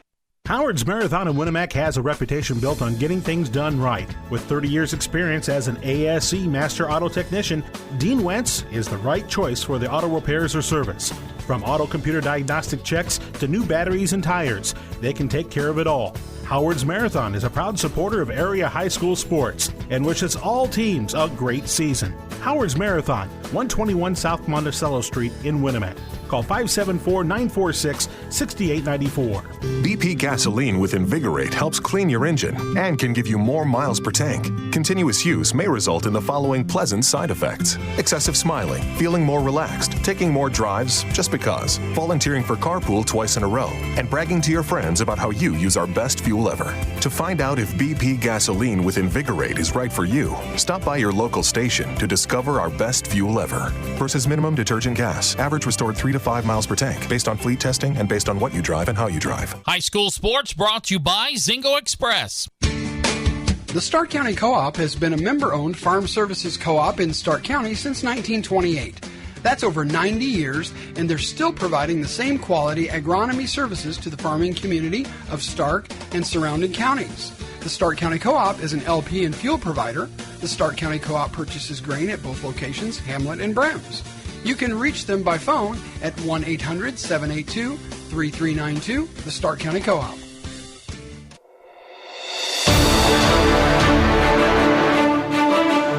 14-3 is the score here in the Standard Plumbing, Heating, and Air Conditioning halftime show. I'm Mitch Columby. The tradition continues here on Kankakee Valley Broadcasting as WKVI will always be there. Quite a first half we saw. Mitch Columby along with sports analyst Terry Minix. We also have special guests from Standard Plumbing, Heating, and Air Conditioning. It's Brian Hammond. Brian, what are you doing out here tonight? Yeah, we came over. My stepson played for Valley for 4 years, so thought we'd drive over, catch a game, see what it's all about. It's the game we've wanted to see for like 4 years now. So like, sure. like it's been kind of talked about, Knox has been very good, and especially last year, both teams had to play Chittard, and both teams had about the same outcome. So, both teams feel like if Chittard's not in 3A last year, that both of them had a shot. Yeah. That was probably a semi-state game last year, and one of them goes to state. So, it's unfortunate that Chittard's very good. So, but yeah, it's been a game we've wanted to see for 4 years, and we're getting to see it, and it's been a pretty solid game. An unfortunate penalty there for Valley on that touchdown throw, but I mean, they didn't just give up. I mean, they're down 14-0. The offense starts to get going, and you see they were a little out of sync early in the game. It's our first away game, so different atmosphere for them. So should be interesting second half. What's your thoughts of the Knox Redskins? Have you seen them before? I haven't seen them. I think we watched some footage on, maybe if they were online or something. We watched the. Was it Center Noble or West Noble they played in the sectional final or something last year? So I watched them, and they run the ball well. They have a lot of deceiving counters and stuff like that. So and so it's going to be interesting to see the adjustments at halftime for them. Well, you also have some pretty exciting news. This is our first interview together on the air, but you were recently hired at your alma mater of Plymouth to be the next girls softball head coach. My opening question would be, how does that make you feel? It's pretty humbling. I was obviously excited, because that's the job that I've always kind of wanted. But the response that we got on Facebook and just when I see people at the store and stuff like that, they're like, "Oh, we're so excited to have you." So very humbling. I feel very blessed. And somewhat a little terrified, because when you see all those people and you get like over 200 reactions on Facebook on all the things, and you're like, well, okay, now I can't fail. Yeah, I got to show up. Because they're like, now. we're going to be great now. And I'm like, well, I mean, it's going to take some time. So hopefully, I just don't let them down, and we do some great things and just help these players be the best versions of themselves on and off the field. And that's what it's all about. So, but we got some great players. I'm excited. We got started this past week on some fall workouts. Wow, already. Yeah, so a lot of schools are doing those fall workouts. So and you've got to get back in the swing of things too, I assume. Yeah, I was like, how do I do this again? Yeah, I'm not 30 anymore. So the last time I was at Plymouth, I was like 30, and I like to coach a certain way. I like to get out there and mix it up with the girls. I like to throw the ball. I like to run, and we were doing some things, and I was like, I'll run around the bases one time with this one drill, and my hammy was killing me the next day. So, I'm a little older. I can't really do that anymore, but no, we're excited. We got a lot of fun stuff going on with the staff, and we're excited, but very humbling at the same time. No, it is awesome. Of course, KVB's WYMR, Rusty Nixon, Tony the Boss Ross, they cover Plymouth. They do a good job at it, so I'm sure you will be talking with them quite a bit. Rusty reached out I guarantee quickly, it. so I was very appreciative of that. Well, let's take this time to also talk about Standard Plumbing, Heating, and Air Conditioning. You might as well while you're here. Yeah, I mean, we're cooler nights, and so we're getting ready to ramp up our furnace maintenance season. So, that's what we like. We like to come out, tune it up, make sure you're ready to go for the winter, make sure that everything's safe, ready to go, and that you don't have any breakdowns over. We do the maintenance plan. It's like $160 for the year. We come out twice a year. We do the furnace, we do the air conditioner. Just kind of go through them, make sure there's no parts getting ready to blow out. We do some tests and stuff like that. So just get you ready for the season, make it work as efficiently as possible, make sure everything's within manufacturer specifications, and get you just ready for the season. So we're going to start those here in the next couple weeks, and the sooner you get on the schedule, the better, the sooner you can have your appointment and be ready to go for those when we do get that first cold snap. Remind me the number. 574-936-4660. And then also, where can they follow you on social media? You can find us on Facebook or standardphc.com. You can text message that phone number, call that number. You can get a hold of us lots of different ways. We have a web chat on our website. You can get us through Google, all the kind of stuff. Yeah, we're out there. A man of many, many hats, Brian Hammond. Appreciate you coming over and talking with us. I'm glad you got to Community Field. It's a pretty nice place to watch a football game. Yeah, it's a great night out. It's not hot. It's not cold. It's a great night, and let's watch some fun football. Well, as always, Brian, we sure do appreciate your support, and it's good to see you. Yeah, hey, good luck to you. I know you're rooting for the Vikings tonight, but good luck to you. Let's just watch some good football. Let's just watch some good. And we'll talk soon more about Plymouth girls softball. Sounds great. I'm always willing to talk softball. And hopefully we can get Knox versus Plymouth this spring. That'd be a good game. They're working on the schedule. I did mention that would be a good one to pick up. I know they've played in the past, and I talked to them about doing something with Harold and for the foundation. Absolutely. So we're always looking to give back if we can to something. Somewhere. Yeah, and I think I just saw Richie Morgan, the Knox's girls softball coach here as well tonight, so maybe you'll rub elbows with him, maybe get this thing rolling. I don't know if I would know him if I ran into him, to be honest. So, yeah. I'll point him out. Okay. Well, hey, Brian, I appreciate you coming by. It means a lot, and we'll talk soon, okay? Yeah, sounds good. Always good to see you, Terry. Good seeing you, buddy. All right, that is Brian Hammond of Standard Plumbing, Heating, and Air Conditioning. This is the Standard Plumbing, Heating, and Air Conditioning halftime show. 14-3 is the score as the Knox Redskins lead their new conference rival, the Tippecanoe Valley Vikings. My goodness. And also, Brian's here with who you here with, Brian? Who you here with? That's my wife, Brandy. His wife, Brandy, is here tonight as well. She's very kind to let me come do this kind of stuff, and I'm always appreciative of that. Well, at least you included her. Yeah. Well, thanks for coming out, guys. 14-3 is the score as the Redskins lead the Tippecanoe Valley Vikings. On the field right now is the Knox Redskin Brigade under the direction of Mr. Craig Phipps. This halftime performance is titled The Life Within, and they have amazing pillars out onto the field. They're using props this year. My goodness. So as always, Craig Phipps on the cutting edge, doing things that other marching bands aren't doing in the area. Want to give a big time shout out to them. You know, I was in the marching band. I didn't play football, so marching band was a big deal for me in the fall time at Rushville. We took it very seriously, and I love seeing what Craig Phipps Well, Knox has always had a great band, and over the years, for probably the last 25, 30 years that I remember, because my memory's starting to go. So, but honestly, they've been one of them that has been, kind of the leader. Well, we're going to take a break and come back. There is more talk coming your way.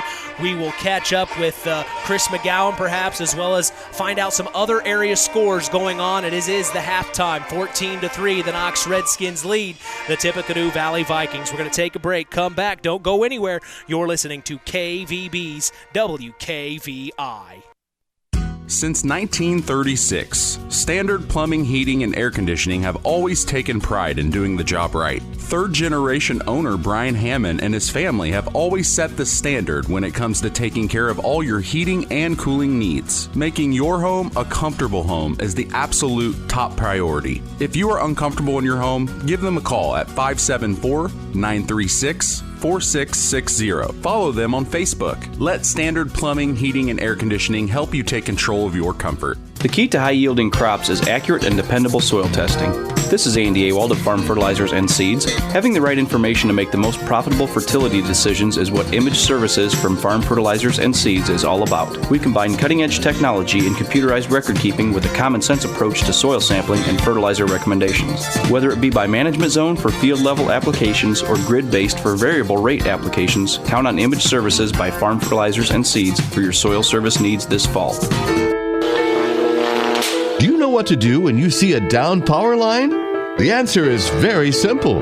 Stay far away. The folks at Kankakee Valley RAMC want you to know that down power lines can be very dangerous. Even if they come off the power pole, they still may be energized. Call 911 and wait for instructions from the fire department or power company.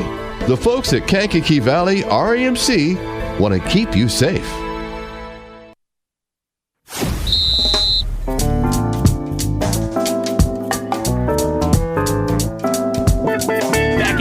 Field here at a Standard Plumbing, Heating, and Air Conditioning halftime show, 14-3 as the Knox Redskins lead the Tippecanoe Valley Vikings. We have our sideline reporter Chris McGowan on location for the North Judson St. Pierre Blue Jays. What's going on in North Judson, Chris? At halftime, North Judson has a comfortable 28-0 lead over the North Miami Warriors. Cole Wilcox, a couple touchdowns there late in the second quarter. North Judson rolling, starting to feel a little bit more comfortable defensively against this North Miami offense, which is pretty similar to North Judson's offense. So, again, here with 6 minutes left to go at halftime, North Judson 28, North Miami 0. Now, North Miami won the toss. They deferred, so they will get the ball to start the second half. Now, Chris, remind me, there is something special besides homecoming going on. That's why you needed to be there tonight. Remind our listeners what is going on there besides homecoming. You want me to express my age, Mitch? Wait, thanks, buddy. Hey, with friends like you, who needs enemies, buddy? But anyway, hey. Well, you didn't have to show up. Well, true. The class of 1994, which I'm a member of here at North Judson, celebrating their 30th class reunion. So here in about 2 minutes, I'm going to make it over to the Kona ice truck because they want to take a class photo. So I gotta go take a picture here in about 5 minutes. I bet you don't look the same. You had hair back then, 1994. Yeah, I had a little bit of hair, not much. I kept it high and tight, nice flat top. Nice. Well, I tell you what, it's definitely a family trait. You see a Hoxton walking around, most of us are bald by now, so. Yeah, I'm related to y'all. Yeah, you are. All right, Chris, we'll enjoy the festivities, enjoy the picture, and we'll catch up with you here in the second half. All right, sounds good.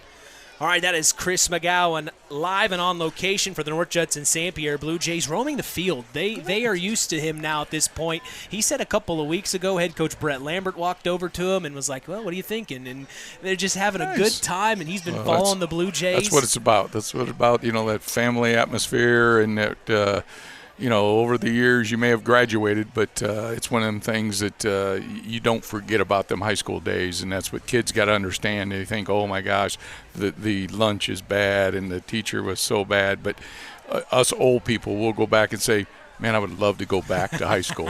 I mean it. I used to always tell my players that. It's one of them things that right now you're saying, no, it's I don't like this, but in the end, you're gonna wish you were back there. So enjoy it. Enjoy the 4 years of high school. Well, let's talk about this first half real quick. Unfortunately, we don't have stats right now, but from what we know, it was a lot of on-the-ground action for the Knox Redskins, a heavy dose of Miles McLaughlin and Jake Conroy, just the athleticism. I mean, athletes, Terry. Right. They're putting on a display. Well, it's slugfest right now, and the thing is, I think you're going to see the Tippecanoe Valley the second half. They showed they're capable of throwing the football, and you're going to see them probably throw the football a little bit more. And I think you're going to get the same dose that Knox is giving you tonight and probably all year long. They're just going to 85-90%. It's going to be Conroy and McLaughlin. They're going to get the ball, and they're going to keep pounding you, and hopefully they'll wear you down, and they're going to score. So it's going to be it's going to be a good game. I think the second half it's one of them where I think get off to a good start. If Tippy scores right away, we're going to have a ball game. If Knox stops them, gets the chance, gets in the end zone, I think it's going to be a long night again for Tippy. How important do you think it is that Tippecanoe Valley start this third quarter off with some kind of points?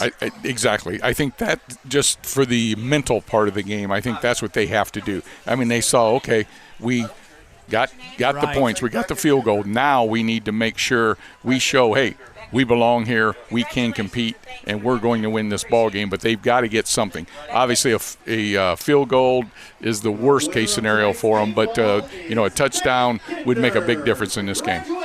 Culver's Portside Marina is part of this broadcast. They can make sure your boat is ready for this winter. If you need help storing or winterizing your watercraft, contact Culver's Portside Marina at 574-842-5000. We appreciate their support toward helping continue the tradition. We're going to take a break and come back. Second half action on the way. The Redskins lead Tippecanoe Valley 14-3. Hey, this is Russ Radke, head coach of the Knox Redskins. Stay tuned for more Redskin football on Kankakee Valley Broadcasting, WKVI. This presentation of our area's local high school sports is sponsored by Pulaski Memorial Hospital in Winamac. Pulaski Memorial Hospital is dedicated to providing excellent health care to improve the health and quality of life for the people and the community they serve. They will meet the community's needs and exceed their expectations by creating the best possible healthcare experience. For more information of the services they provide, call 946-2100.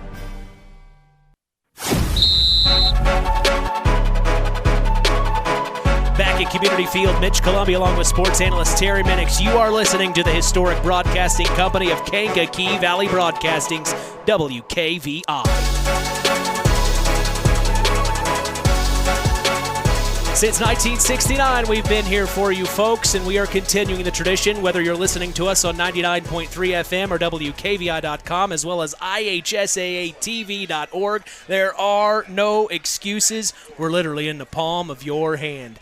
Last couple of minutes here, both teams have entered the field. We didn't bring this up in the first half. The Redskins are in their beautiful red jerseys with white trousers. Tippecanoe Valley, all white with green letters and yellow helmets. And something I found interesting on the coaches' hats, they say TV football. And I thought, TV? Oh, yeah, Tippecanoe Valley. Just an interesting thing. And another thing I also wanted to bring up was, when I was getting my pregame interview with Coach Mo of Tippy Valley, he said, of course, I'll speak with you, but I need to pray with my team first. And they were walking the field. They met at the goal line there on the north end zone. And, of course, I said, no, Coach, you can't. No, I said, I let them have their moment. And, it just showed signs of togetherness, as do the Knox Redskins. They always come together at the end of a game, whether it's a win or a loss. And a band of brothers. That's what I've learned about football teams, is it's a band of brothers. The boys of fall. Yep. Great song. Go to battle with each other. That's you like for that sure. song? I do. I like that song too. What gets me hyped up for football season is I always watch the movie that came out in the early 2000s, Friday Night Lights. Friday Night Lights. I love that movie. Of course, I was real young when it came out, but that just takes. You keep bringing that up.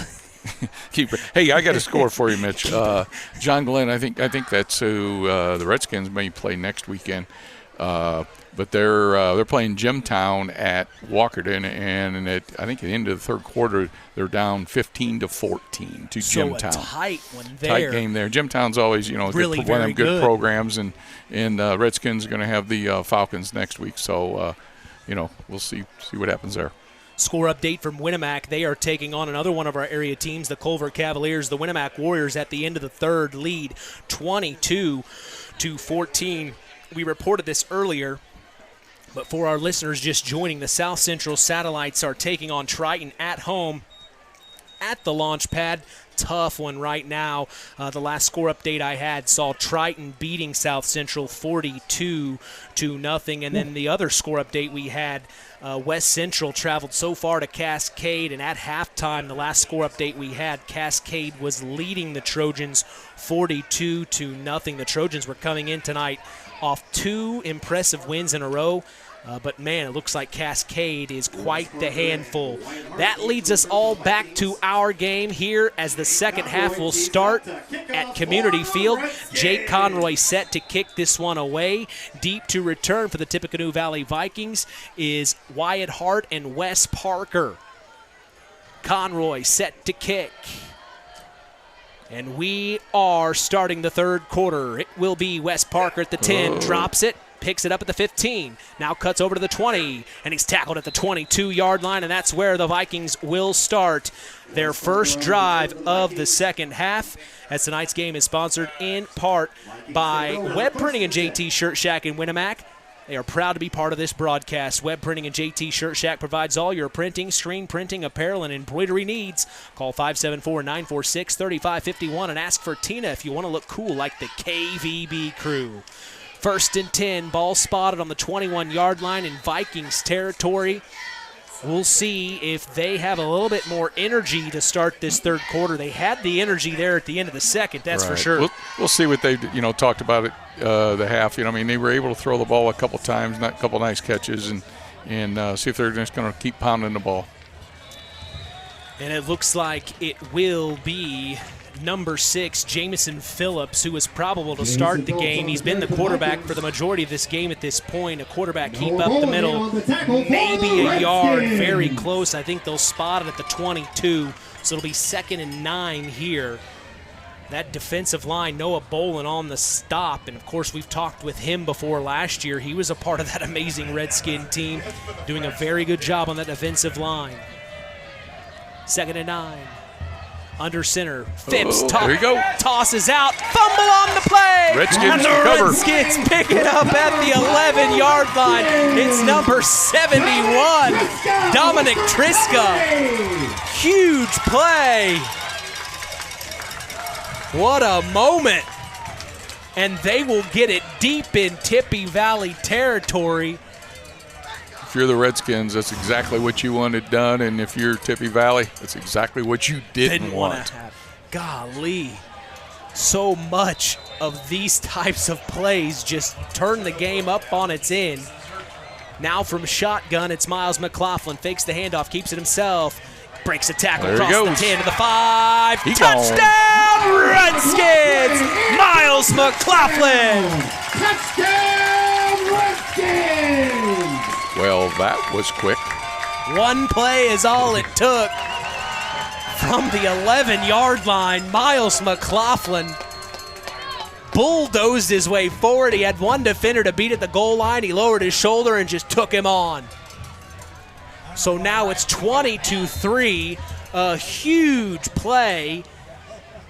And those penalties will be something that head coach Well, the turnover, will obviously, circle. that turnover there was huge. I mean, and then one play, and you give the Redskins a chance, and one play, not good. They're going for two. Shotgun. McLaughlin takes the snap, hands off to Jake Conroy up the middle. Snuffed out at the 1-yard line. They do not get it, but they lead 20-3 with 11 minutes to go here in the third quarter. If you are Redskin Nation, you've got to feel pretty good right now. Oh, for sure. I think you're going to see a sense of urgency on the Tippy side, right now. I mean, you're down 17 points, with 11 minutes to go in the third quarter. I think every time they touch the ball now, they have to be able to get some kind of score, whether it's a field goal or a touchdown, and do a better job on the defensive side as well. But that's easier said than done. And there's still a lot of time. You don't want to get caught throwing too much here. Stick to what you're good at. Stick to what you know, I assume, if you're Tippy Valley. Well, I think you do, Mitch, but I think it's one of them that they did pretty well throwing the ball. They just had a couple instances where they had a couple penalties that got called back, and the one where they did get the field goal is because they had a pass that did get completed. So it looks like they can throw the football. So, like I say, don't just throw it around like it's Sunday after Sunday afternoon after dinner, and you want to just throw the ball around. But you've got to be smart about it. But do what you're capable of doing. We have a final score update from the West Central Trojans matchup on the road at Cascade. They fall to Cascade 49-0. Tough loss for the Trojans. Go ahead. What is Cascade? Are they 1A, 2A? I can pull that up right now as the kick is up away deep back to the goal line. He stepped into the end zone. So it will be a touchback, and the ball will be spotted at the 20-yard line. Jake Conroy with that leg, Coach. I mean, he's just an athlete. I mean, you know what? It's one of them as a coach. You're just so happy you have athletes. It's tough to, have every kid be the best player out there, but when they're athletic, like these players are, right. It makes your job as a coach so much easier. To answer your question, Cascade's a 3A school. 3A school, there you go. So 3A and West Central 1A. Tough loss for the Trojans, 49-0. They move to 2-2 on the year. But back in our game, Phillips under center takes the snap, spins around, hands off, maybe a couple on the carry. We'll wait to see who it was once he gets off underneath the bottom of the pile. The Redskins are just doing such a good job of collapsing that middle. It looks like it was number 2, Brandon Stiles, and we've seen him a couple of times tonight, the senior. Yeah, they do a good job of gang tackling. I mean, in the open field, they do a nice job there, but, when they're trying to run up the middle or off a guard or something, they do a nice job of gang tackling. 2nd and 6, 4 yards on that carry. Under center, it's Jamison Phillips, takes the snap, fakes the handoff, keeps it himself, gets around the edge, breaks one tackle. It took the second to bring him down, and I believe that was Miles McLaughlin on the tackle. He's one of those two-way players, and like we talked about a little bit earlier, Tippy Valley, who has 8 two-way players, to Knox's 5 two-way players. So interesting there. And it'll bring up 3rd and 7, so they'll actually say that he lost a yard on that play. Phillips did. Listed as probable to start the game. He got the first quarter out of the way as Hunter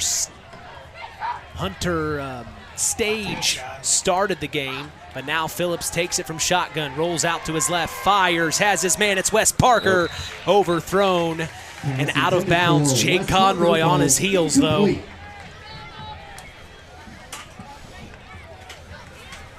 I wonder if that Parker is related to Rebecca Parker. I think she's coaching the girls over there. She was I think she was a all-state basketball player for Tippy Valley. Oh, really? Rebecca Parker. So I wonder, I'm sure there's probably some related relation down the line. Right. Well, it was good to have you on tonight. You know quite a bit about Tippy Valley, Coach. No, I just talk. You're making me look like I know what I'm doing. Punts away on 4th down. It'll roll to the 32, and that's where the Redskins will pounce on it. And the Redskins take over 1st and 10. First down. This is really a key part of the game right now. I think Tippy Valley has to hold the Redskins. You know, the Redskins, score again. It's going to be tough. Getting down 26 or 27-3. And you better believe the Redskins want to score here. Oh, for sure. For sure.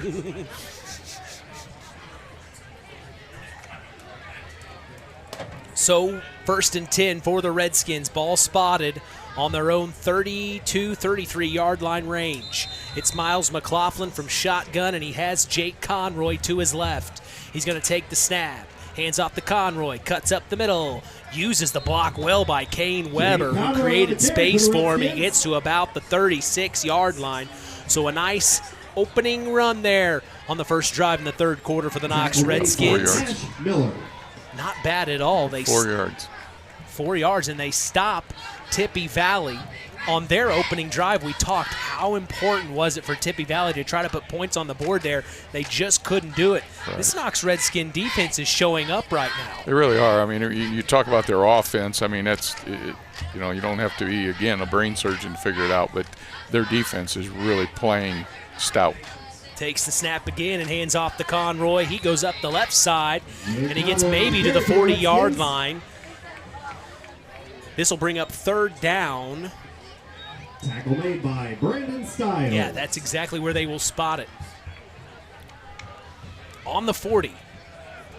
So 3rd and 3 and 4. 3 and 4. 3rd and 4. This is a big down for him right here. And he is going to take it from shotgun again.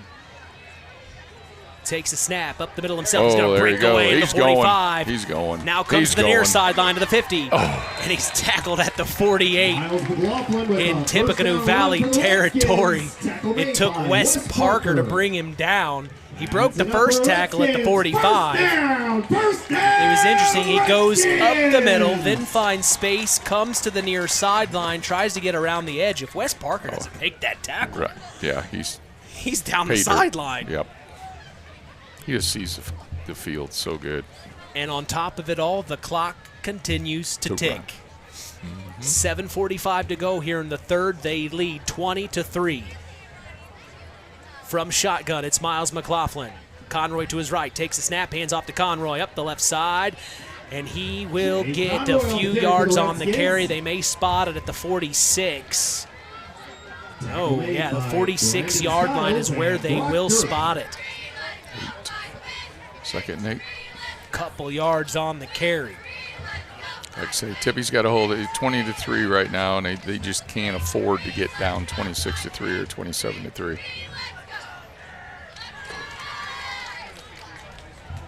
Shotgun again, it's Miles McLaughlin. Takes the snap on 2nd and 8, keeps it himself, cuts up to the 40, all the way to the 36, 37, close to a first down there. He is really playing well tonight. Well, it looks like you see him running and you go, well, there's no room there. But then all of a sudden he finds the room, he gets another 4 or 5 yards, and you kind of shake your head. And I'm sure, the Tippy fans and the Tippy coaches are over there going, my gosh, what do we do? And that's kind of what Andy Dorrell and he's a junior. Exactly, and he's only a junior. And that's kind of what Andy Dorrell of CMA was talking about last week. They squeaked one by against the Redskins. He said they knew they were good. He just didn't know how good they actually were until he saw them in person. As here's 1st and 10 from shotgun, takes the snap, hands off to Conroy, wrapped up by a couple. No, 3 Vikings had to help each other to bring him down. 43-70 and number 30. Number 43 is Brock Durf. Number 70 was Gage Overbay. And number 30 was Grady Moriarty. So 3 Vikings to bring down Conroy. He gets a yard on the carry. It spots it at the 37, 2nd and 9. Miles takes it from shotgun, nice fakes the option. back. Now he cuts up the middle to the 28. Could have used the option. Instead, cuts up the middle and almost baited the defense. Just him looking at that option.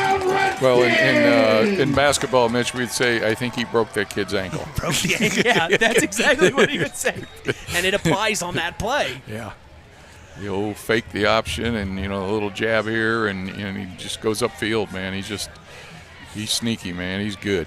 1st and 10 yet again for the Redskins as they are charging in Viking territory. Trying to get into the red zone. McLaughlin from shotgun. Takes the snap, pulls it himself up the middle, and he's tackled at the 25. I think the coaching staff has decided, let's see what Miles is going to do here. Yeah. He's doing some pretty amazing things right now. Yeah, they're good. They're mixing it up a little bit. Miles seems to be limping a little bit on that right leg.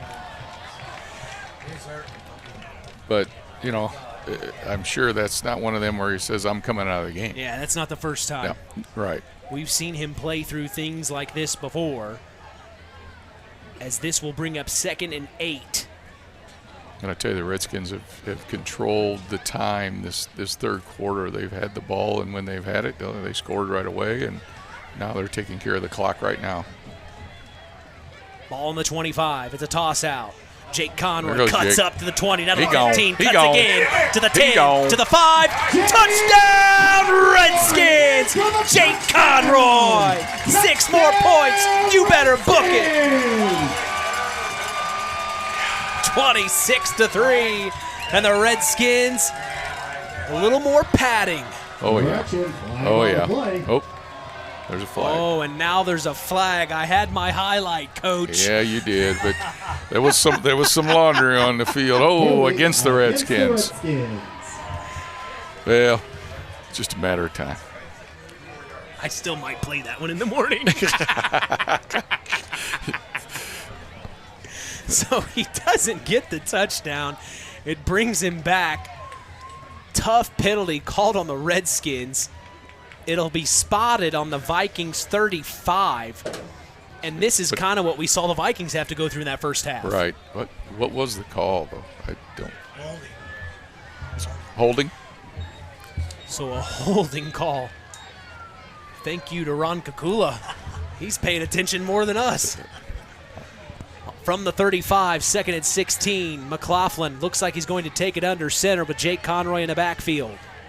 No, that's Ashton Walker. Takes the snap, spins around, hands off to one. It's Jake Conroy, and he gets to about the 27-yard line. So a big run, a nice call there. So many options on that play. Tackle made by as a defense, you don't know what they're going to do. I mean, they just do a good job of, inside hands off, the option. You got 2 great athletes, 2 great football players, and, I don't know what you do as an opposing team coach against these guys. I mean, they're really, really good. Well, and I think it also helps that they have a complimentary offensive line as well. Yeah, that offensive line does a really nice job of, keeping them upright and giving them holes, and they're doing a nice job tonight. Flag on the play, calls it dead as Miles McLaughlin took it from shotgun. Procedure penalty against the Redskins. On the Redskins, you just heard over the PA. So another penalty will push them back a little bit farther here. We'll see where they spot it. And that was kind of the question coming back this year. The Redskins had 8 seniors on that offensive line that had then graduated, and the question was, will that offensive line be able to create those holes for Miles and Jake to run through? And, in that Week 1 battle against North Judson, while it didn't go their way, they showed very good signs. And then in this game, they're coming into their own. Well, Mitch, I don't think they need much of a hole. They don't need just enough. Just enough where they can get through. They are just that good. To toss out the Jake Conroy again. Oh, that's a great tackle. Wrapped up. That's a great tackle. I think by number 34, that was Tyron Kisser, the freshman. That's a nice tackle. Tyron Kaiser in on the tackle for the Vikings. Got 4th down. Yeah, so 4th and long here for the Redskins. They've not been in this position yet tonight. This is, good for, if you're a Tippy Valley fan here, this is good because it looked like they were going to have, 26, 27, or 28 points there, and we're able to hold them. You can hold them here. You still think you've got a shot. They will punt it away using Miles McLaughlin to punt, and he'll punt it out of bounds at the near sideline near the 10-yard line. Should be about 16. I think they're going to spot it at the 14. Oh, he's moving back and forth. I think he's not sure where he wants to put it. Now he's at the 13. So that's they want to make sure they're getting it right. All right. See, in basketball, we only got to worry about 3 of them. Yeah, that's right. I know, I got to be nice. So they'll spot it on the 14. My wife told me I had to be nice. She's been saying that for years, Coach. I know.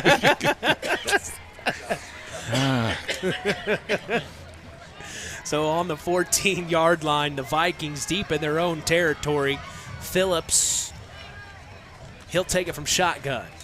Takes the snap, rolls out to his right, looking to throw. He does. Finds his man. Oh, it's intercepted by Ashton Walker. Oh, and they're calling it dead. They're saying hit the ground? Yeah, it must have grazed a blade of grass because it looked so close. Ashton Walker. And if he wasn't there, the receiver may have come up with that catch. That was a nice defensive job there. I didn't see who his intended target was. It's kind of hard to see on that far side of the field on the south side. 2:20 to go here in the third quarter. 20-3. The Vikings were able to put 3 points on the board at the end of the second quarter. They have not had the ball in Redskin territory at all here in the third. Phillips takes a snap, rolls out to his right, looking to throw again. He fires, and it is almost broken. Oh, they say he caught it. He caught that? He says he did. Diving for it was Jake Conroy. I thought maybe. Coach Moriarty says he caught it. They are moving the chains. It is enough for a Viking first down. A pass play on the far sideline right in front of Tippecanoe Valley's. Looks like he's still down, though. Yeah, he is down. That is Wes Parker that came up with the first down catch. It was right in front of Tippy Valley sideline. So this will spot the ball at the 31-yard line. 1st and 10 coming up on 2 minutes to go here in the third. Phillips under center, takes a snap, toss out, cuts up. That's number 43 who got a nice little run. That was Brock Durf, several yards on the carry, and who snapped that was Hunter Stage. So he came back in to take the snap at the quarterback position, and it looks like now he will be the quarterback. And that's kind of what we were talking about in the pregame. I saw on the stats, both Stage and Phillips had very similar stats. Yep. So it's almost like we'll use you here at this portion, we'll use you there at that portion. Depending on the situation and what they needed. So the sophomore Stage will now take it under center.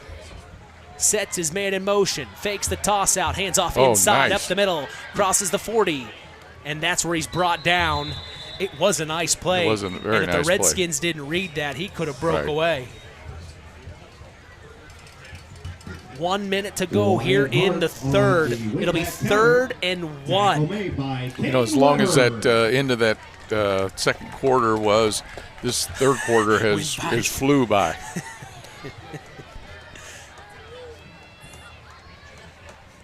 Yeah, 45 seconds to go. And counting. In the third. Stage from shotgun, trips to the right. He's throwing it this time. Takes the snap, rolls out to his right. Here comes Miles McLaughlin with a sack in the backfield. He didn't even see him coming. And you see Miles say, "Let me eat, baby. Let me eat." I don't only run the ball. Oh. I can tackle you too. He's one of those two-way players for the Knox Redskins. 10 seconds and counting. It'll be 4th down to start the fourth quarter. The Vikings are going to let it roll out. 20-3 is the score in this conference battle between the Knox Redskins and the Tippecanoe Valley Vikings. Mitch Columbia along with sports analyst Terry Minix. We're taking a break. Fourth quarter action on the way. At First Farmers Bank and Trust, we know that when agriculture thrives, we all do. It's the heart and grit of our agricultural communities that keep the crops coming in and the livestock cared for day and night. That's why we build financial solutions around the needs and schedules of our ag clients. I'm Isaac Blue, ag banker at Knox, North Judson, and Culver. If you're looking for a financial partner that has over 135 years experience in understanding and supporting agriculture, I'd like to hear from you. Let's harvest success together. First Farmers Bank and Trust, member FDIC, equal opportunity lender. It takes smart planning by a skilled expert to get you just the right heating, cooling, and energy efficient system for your home. McGrath Refrigeration can install an affordable Armstrong air system that will cut your energy costs while enhancing your comfort. You'll see the difference in your first energy bill. McGrath Refrigeration, voted Stark County's favorite heating and air conditioning dealer, is your local Armstrong Air dealer. Call today, 574-772-3575. McGrath Refrigeration, where the temperature is always just right. Hey, this is Russ Radke, head coach of the Knox Redskins. Stay tuned for more Redskin football on Kankakee Valley Broadcasting, WKVI.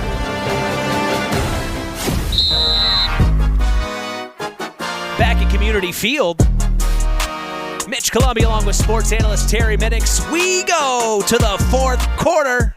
20-3, the Knox Redskins lead the Tippecanoe Valley Vikings as the opening play to start the fourth quarter. The Vikings went for it on fourth down. They had Owen Omandi on the far sideline, open, overthrew him, and it goes out of bounds. It's a turnover on downs for the Redskins. Yeah, that's huge right there. They really need to keep, plunging down the field and get a score here because, like I say, I'm not a football coach, but something tells me they're going to get a dose of number 2 and number 5. Ooh, and they're not going to slow down. No. That's not typical Russ Radke fashion. You don't step on that throat, just keep going, and that's, Maybe send a message to the conference. Exactly. From shotgun, Miles McLaughlin takes a snap, hands off to Jake Conroy. He gets a couple of yards, tackled near the 30-yard line. Russ actually looks pretty calm down there.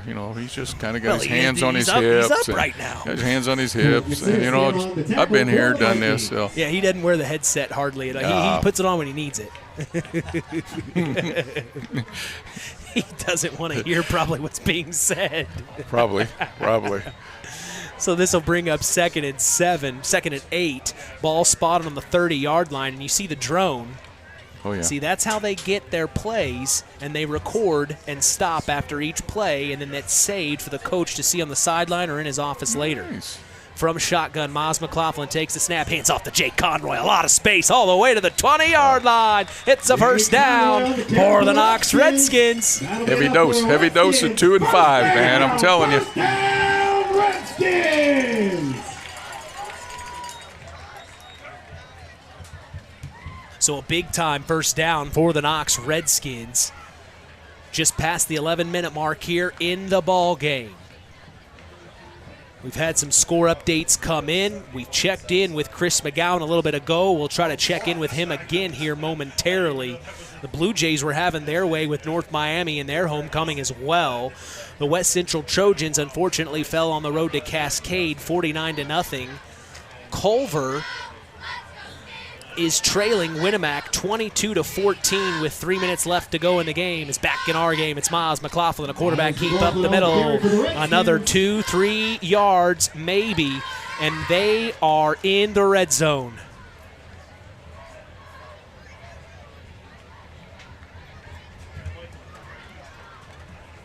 Like you said, heavy dose of number 2 and number 5. And that offensive line, I dare say, has maybe come together here in week 4. Yeah, they're really getting some big holes for the guys and doing a really nice job. And like I say, it's only going to get tougher as the year goes along. And if they can gel a little bit, they're going to have a long run. And hopefully Indianapolis is in their future. 2nd and 5, up the middle, it's Jake Conroy. He gets all the way to about the 6, maybe the 5-yard line, so it'll be 1st and goal for the Redskins. And you can only imagine the bad taste that was left in their mouth last week when you lose by 1 point. And I think head coach Russ Radke had mentioned to us in week 1 or 2, he'd rather get blown out than get beat by 1 or 2 points. Well, the other part, you look at that, and I'm sure he used that as a teaching moment too, where it's got to make you upset. Right. You lose by 1, and he was upset about it, but okay. That ain't happening again. We're not going to let them stay close with us. Let's just bury them early. It's almost reminiscent of week 2 when they beat Pioneer, almost like the Redskins are trying to send a message here. With 9 minutes to go, 1st and goal, ball on the 5, hand off to Conroy, up the middle, still on his feet, brought down at the 2, maybe the 3-yard line. They are inching closer and not having any issues at it. And the clock keeps running. Exactly what they want, ball possession, take care of it, and be able to, get a score here. Coming up on an 8.5 minutes to go in this ball game. I will say this, John Harrell had this game predicted Tippy Valley 35, Knox 31. I think most of everyone's predictions are going out the window. I would say. As it's a handoff up the middle, diving for the touchdown. It's Jake Conroy. Another Knox Redskin touchdown, 26-3. Not only heavy dose, baby, heavy dose. But it was interesting. You started seeing some of the predictions from other polls and AP and all that. And I've told you this before. I don't get into that because it's who shows up that night. You never know. I mean, what's going to happen. But, I tell you what I've seen, it's actually the first game I've seen the Redskins play this year, and they really are impressive. But, obviously 2 and 5 are very impressive, but I'm as impressed with that offensive line. Yeah. And not only the offensive line, but the defensive line. So it was a bad snap over the head of Jake Conroy. He picks it up. Actually, it was over the head of the placeholder. He wasn't able to get the ball down clean for Jake to kick the extra point, which the Redskins haven't gone for an extra point all night. They usually go for 2. This is a botched snap. Conroy tracks it down, rolls out to his right with Vikings after him. He tries to get rid of it, and no. That is no good on the extra point, but it keeps it 26-3. The Knox Redskins lead their new conference foe, Tippy Valley. And we talked about it earlier. It'd been since 1988 these two teams had faced each other. 1987 was the first matchup. Tippy Valley won both of those matchups. So since 1988, these two teams have been waiting, and the Knox Redskins are putting their foot down and saying, we're not letting this happen 3 in a row. Right, and back in the 70s, Tippy Valley, like you said, Russ has more wins than they have. And that's because they were Akron and Mentone, and then they consolidated, and they've had pretty good success in a lot of different things, not only football, but basketball, girls and boys basketball. So they had one of the most winningest guys coaches in basketball ever. So it's it's a good school. It's a great conference they're in, and it's got to feel good for these Redskin fans. Their first conference game, they come out and, kind of destroy them. Put up a whooping. So set to kick is Jake Conroy. Deep to return is Wes Parker for the Tippy Valley Vikings. It won't go to him, though. It'll go to about the 30, and it is picked up by number 22, Hudson Shepard, the junior. He'll get tackled at the 32 in Viking territory. Another interesting thing I wanted to bring up, I was talking to head coach Russ Radke before our interview, and I had mentioned to him that exact thing you just brought up, that he's been in more career games and has more wins than Tippy Valley does as a program. And when I brought that up to him, he said, well, I was on the sideline for Tippy Valley's first game. I was an assistant at McConaughey. Really? So, My gosh. It just makes you scratch your head. And then I brought up, I said, from what I found, Coach, you've only faced Tippy Valley in your coaching history once, and you fell in 1979. Yeah, that was the regional game. But I mean, he just knew exactly what it was. So you better believe he was waiting on his next opportunity. It took a long time, but here we are in 2024 as that is number 16, Hunter Stage, still in. They're going back and forth between Jamison Phillips and Hunter Stage, but I think that was a toss-out to Garrett Hart, the halfback, and he gets several yards on the carry. They're saying 6, so it'll bring up 2nd and 4 with 7:45 to go in the ball game. It was interesting just rattling his brain. Oh, yeah, I remember that game, and 1979. Well, as coaches, I mean, you remember especially games like that where you've gotten beat. Yeah. You kind of remember them, and they kind of stick with you. Under center. Hit Stage, handing off. Big hit by Jake Conroy. He flattened Brandon Stiles, the senior, and I'm not sure he's been ever hit that hard. He got up and was limping back to the huddle.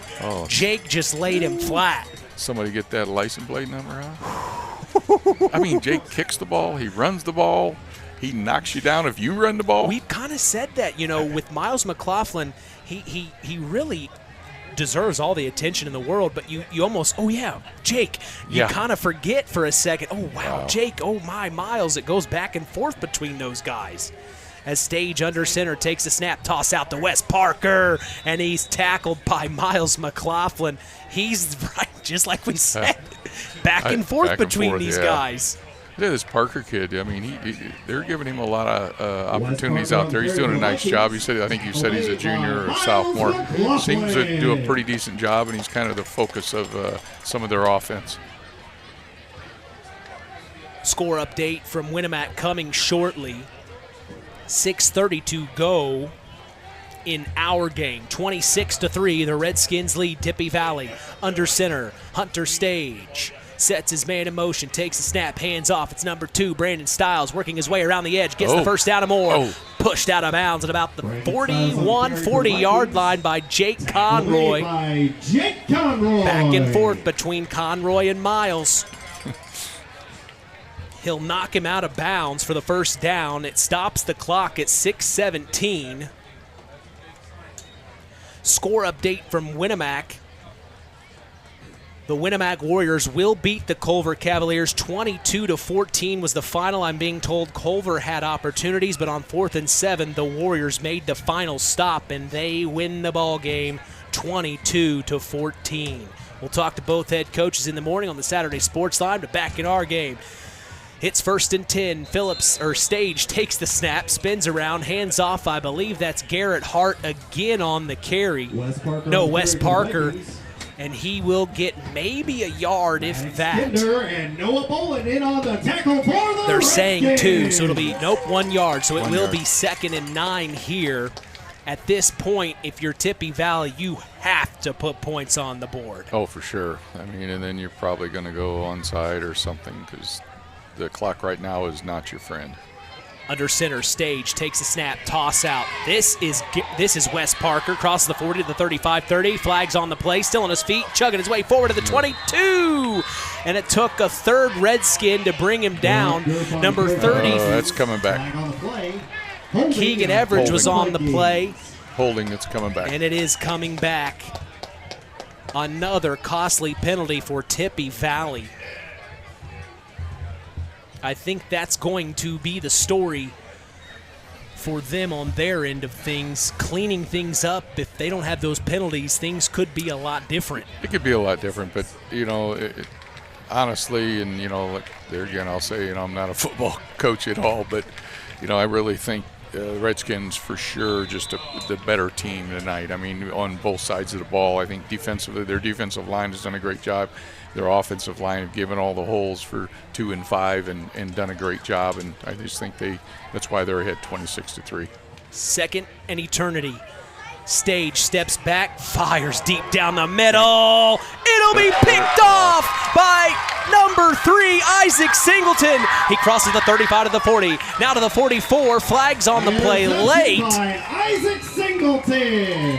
It was tipped up in the air by Jake Conroy, who had a hand on it first. That gave it a nice little loft in the air for Isaac Singleton to just grab it and go. Hardly any of these highlights or anything we talk about where we don't mention Conroy or McLaughlin. It's probably every play. Pretty close to it, isn't it?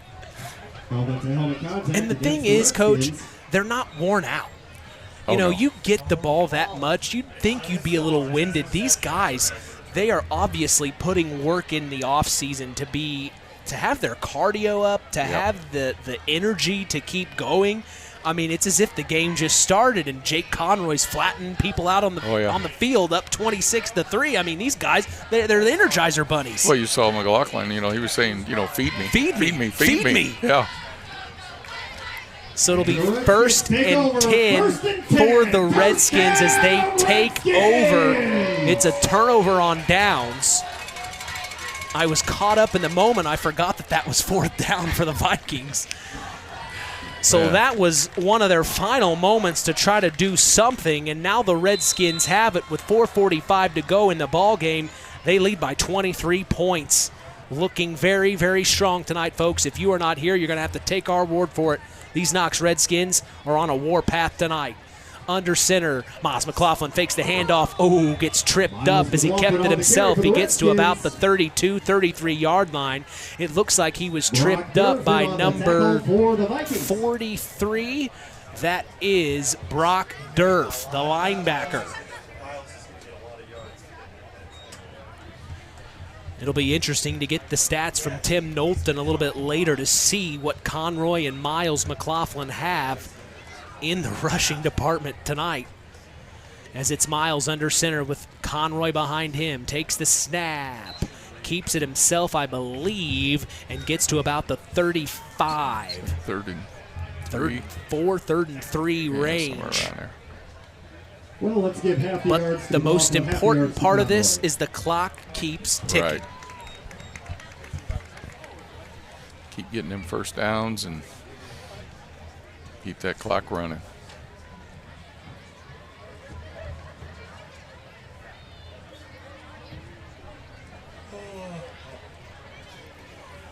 Third and 2, under center. McLaughlin takes the snap, pulls the handoff, keeps it himself. He's going to get the first down, and he'll be tackled at the 43, 44-yard line. A huge first down run. It moves the chains, and that clock continues to roll. First down, Redskins. Score update from South Central. They hosted Triton for a conference matchup. Of course, South Central's now in the Hoosier North Athletic Conference. They end up falling for football. Thank you, yes. They end up falling to Triton. 48-12 was the final. Tough loss for the South Central Satellites as they move to 1-3 on the year. Back in our game, it's all roses for the Knox Redskins, 26-3 as they lead the Tippecanoe Valley Vikings from shotgun. Hits Miles McLaughlin, takes the snap, hands off to Isaac Singleton, running to the near sideline, trying to get around the edge, but no, he may get a yard. The Vikings read it well. Nice drawn-up play there for Isaac Singleton, and he's one of those athletes we've seen tonight as well. Done a really nice job, when his number's been called.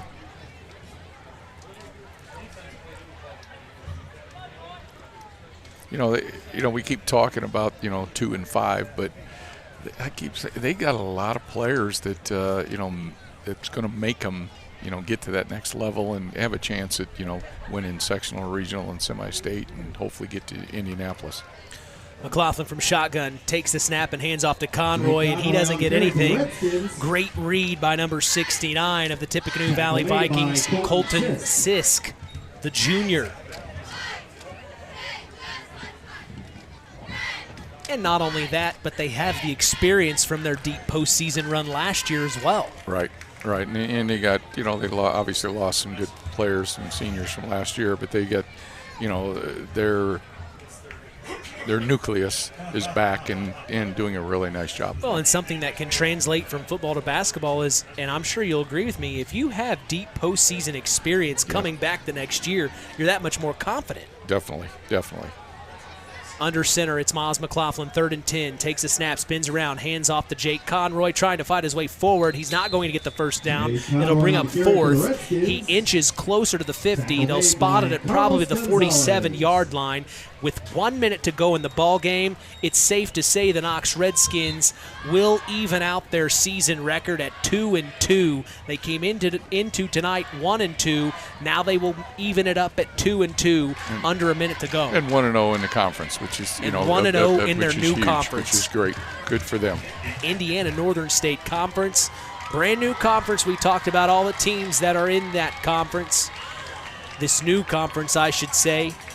As it's 4th and 5, McLaughlin is lined up from shotgun, set to go. Play clock down to 8 seconds, 25 to go. He takes a snap, hands off to Jake Conroy. Oh my gosh, he's going to get the first down.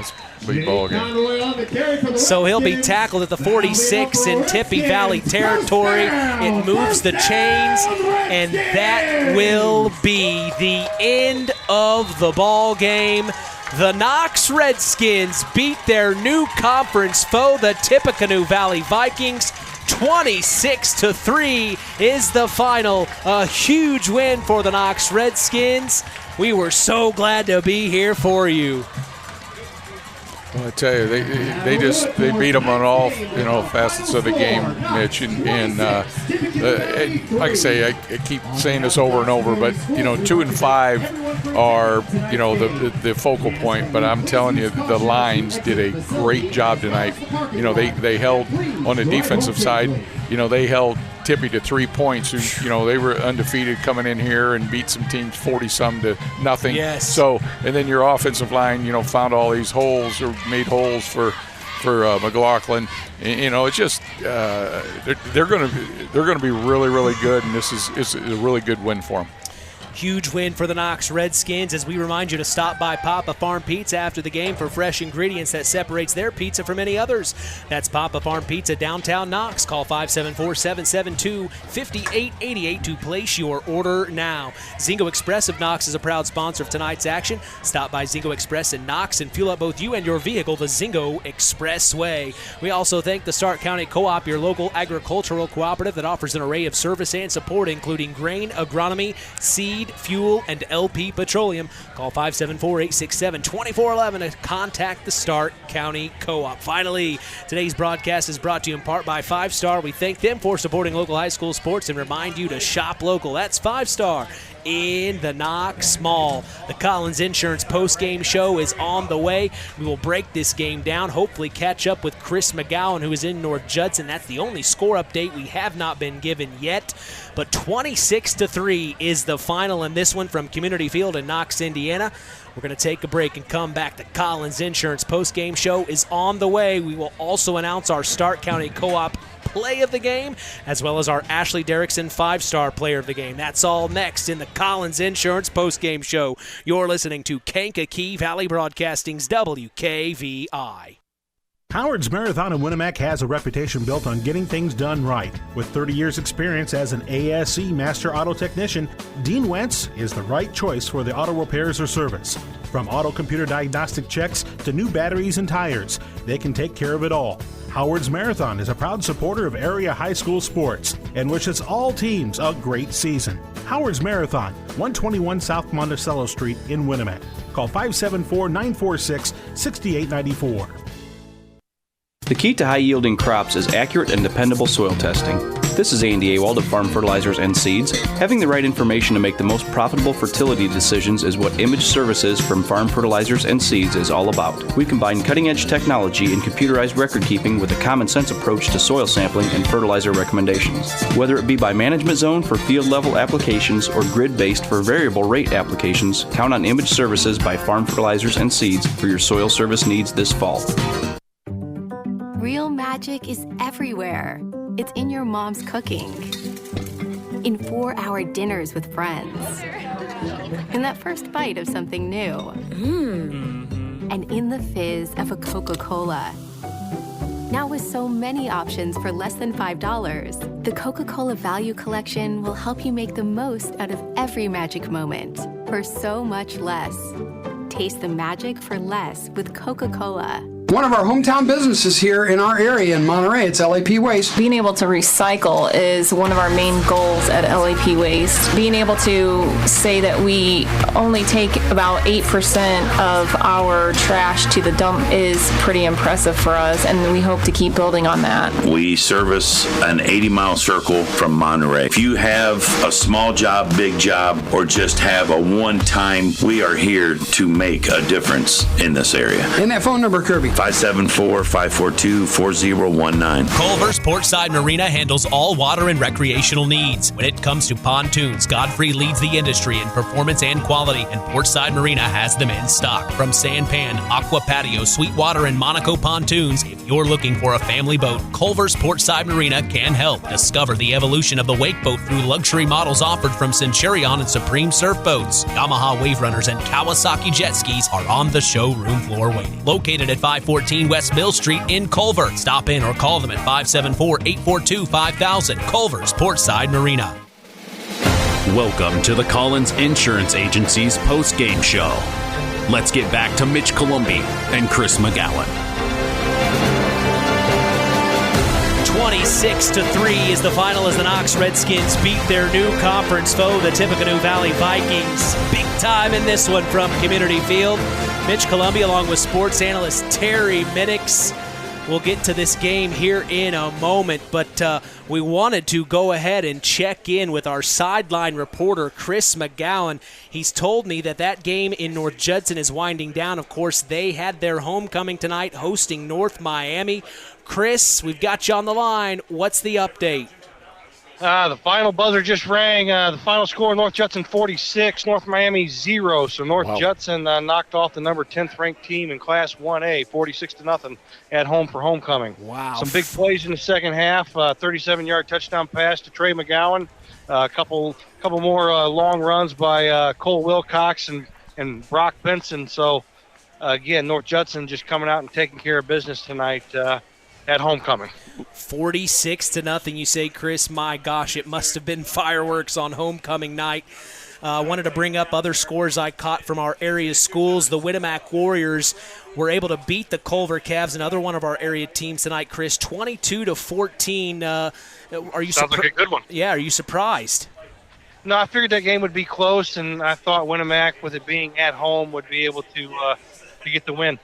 You said you didn't know anything about Cascade. Well, they're good. It looks like they beat West Central 49-0. Of course, that's a long drive, Chris, but 49-0, that's a tough one for the Trojans. And, give Mark Hall credit, taking his 1A program down all the way down to Cascade. Yeah. 49-0. It's going to be a long bus ride. It's going to be an even longer bus ride back home. The South Central Satellites hosted Triton for another HNAC battle tonight, Chris. They fell at the launch pad 48-12. Another tough loss for head coach Buzz Schoaf. Yeah, but it sounds like, being able to put 12 points on the board, they were able to move the ball a little bit. But, I kind of how I expected that game to go. In our game, Chris, 26-3 was the final. The Knox Redskins beat Tippy Valley. Your overall, your first reaction to that score, Chris? I expected Tippecanoe Valley with their running game to be able to put a few more points on the board, but I expected Knox to win.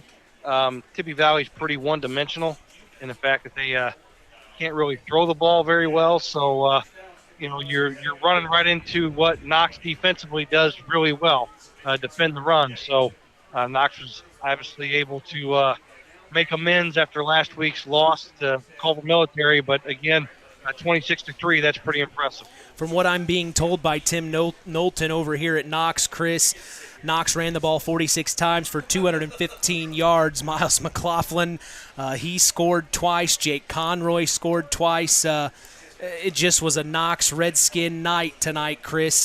John Harrell had Tippy Valley a 4-point favorite, 35-31. Chris, do you think Knox sent a message with this win tonight to their new conference?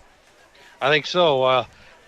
I'm kind of curious to see the old Knox Jimtown game, how that plays out, because Jimtown, I tell you what, had a very impressive win last week, shutting out a very good Fairfield team. Well, the last we heard, Chris, it was like 15-14 in Walkerton. Jimtown was up by 1 at the end of the third, so I don't know how that ended up. But Walkerton, who Knox will have next week, obviously is a pretty good team themselves. Hey, Terry, while I got you, how was it calling a football game? I don't know. I'm sure I'm going to hear about it from my wife, or that I don't have a clue what I'm doing up here. But but it's all good. It was fun. Mitch is crazy, and I just try to keep him straight. Keep him under control. Yeah, the ball bounces a little bit different on the football field. Yes, it does. Chris, I told him, in basketball we only have to worry about 3 officials. Yeah. Right. Well, Chris, Terry missed his calling. You got 2 more officials out there on the football field for him to yell at. Funny. I've turned over a new leaf. Yeah, he's mellowed out. I tell you what. I haven't mellowed out. I can remember when I coached football, calling timeouts to walk across the field to yell at the official on the other sideline. I've done that a few times. Well, Chris, the run with North Judson continues. Of course, we'll see him next week in Culver. You've been with North Judson every game this season so far. I guess you're part of the family at this point. Oh, yeah. I graduated from North Judson. I think I'll always be part of the family. But, again, North Judson just took care of business tonight. Like I said, North Miami came in 3-0, ranked in the top 10, and North Judson just defensively bent but did not break. I'll be honest with you, Chris, the first game you haven't been to, we're given food by Jason Wampler at the concession stand. We had a whole moment where he told us what was on special tonight, and I thought, man, Chris is always missing out on the good stuff. Yeah, it's that way it goes for me. If it wasn't for bad luck, I'd have no luck at all. Well, you enjoy your Kona Ice, Chris. Oh, I did have a Kona Ice. It was pretty good. Nice, great flavor. I actually had 2 of them. It'll be fun to break this down in the morning, Chris. I appreciate you being on the sideline for North Judson tonight. Another big win for the Blue Jays. We'll see you tomorrow. All right, I'll see you in the morning. That is Hey, Terry, thanks for covering me. I got you, buddy. That is our sideline reporter, Chris McGowan, on location for the North Judson St. Pierre Blue Jays. Stark County football puts their foot down here in Week 4, 46-0. The North Judson St. Pierre Blue Jays win at homecoming, hosting North Miami, and the Knox Redskins win 26-13. Thank you to Chris McGowan. And wanted to bring in someone else here. Of course, this is the Collins Insurance post-game show, and who better to have on the air than Jim Collins himself? My gosh, Jim, we saw a heck of a battle there. It was a wonderful game to watch. I tell you, I'm taking off at the very beginning. Knox came out and controlled the line of scrimmage. Yes. They were pushing them big boys way back right from the very get-go. I think they are the best 1 and 2, 3A team in the state coming into this game, and I think they wanted to prove it to everybody. And they just really took it to them tonight. Well, it was a great night. I mentioned a little bit earlier, Knox ran the ball 46 times for 215 yards. Tippy Valley ran it 29 times for 71 yards. That defense for the Knox Redskins came alive tonight. Yeah, again, on both sides of the ball, on offensive line and the defensive line, they were very controlling up there. They stayed very disciplined. It was a great game to watch. It was exciting to watch. Well, and you were here throughout all of it, of course, and we're not done with you yet. We're going to be hearing from you. LaVille's coming to Knox this year, so we're going to have you join us on the broadcast. I'm excited to have you back for another game. Yeah, I'm fired up, man. Let's do it. Well, you're always here supporting Knox Redskin Nation. Man, what else stood out? You know, he kind of said it. We called out a lot of number 2 in Miles McLaughlin and a lot of number 5 in Jake Conroy. Yep, absolutely. We kind of talked about how that offensive line really creates holes, but who else do you think deserves maybe a light shined on them after this performance tonight? Well, I think Kane Weber played very well this evening. The Anderson boy, too, was making some big plays. Yeah. A lot of things happen out there on the field that a lot of the guys don't get the recognition they need. I know Miles and Jake would be the first ones to tell you they couldn't do what they do if it wasn't the guys up front making those plays. Coach, you see that on a basketball coach. A lot of those plays that girls make don't come into the stats. Maybe they didn't get the assist, but they gave the ball to the girl that gave them the assist, or they set a pick that set the girl free to get. Same thing happens out there on the football field. So I would love to say every one of them kids deserves their names sent over the radio quite often, but it doesn't quite work out that way. But the kids are playing really well right now, and I think going forward, they sent the message tonight, come get us. Yeah. Come get you some. Exactly. The first conference win. Yeah. First conference win, and we just talked about it a moment ago. John Harrell had Tippecanoe Valley a 4-point favorite, 35-31, and I asked Chris McGowan a few moments ago, and he told our listeners, I said, did this send a message to the new conference about Knox? And he said, yes, absolutely. Yep. They run the same offense they've always ran. They had a lot of plays this evening. We did see some pass plays, some reverses, some counters a lot more passing than we thought that we haven't seen in the past, and I'm glad to see them open it up a little bit. So we're capable of doing more than just power run, and even though we do that very, very well, it is exciting to watch. And if you can make it next week, come out and watch. You'll enjoy the game. You might catch a T-shirt or something. Yeah, and you're the guy that always brings. You've been a longtime supporter of WKVI Sports, of KVB in general, and we appreciate that, Jim. Of course, this is the Collins Insurance post-game show. Give us a quick moment and talk about Collins Insurance. Well, we have our office downtown Knox. We're open Monday through Friday, and Saturday's a half a day till noon. Our number is 772-6844. Give us a call anytime. I'll be happy to help you out. We'll do the best we can for you. And we'll talk to you here in a few weeks. Absolutely. We'll be here. Very excited. Jim, thank you for coming in and talking with us during your post-game show. Thanks for having me.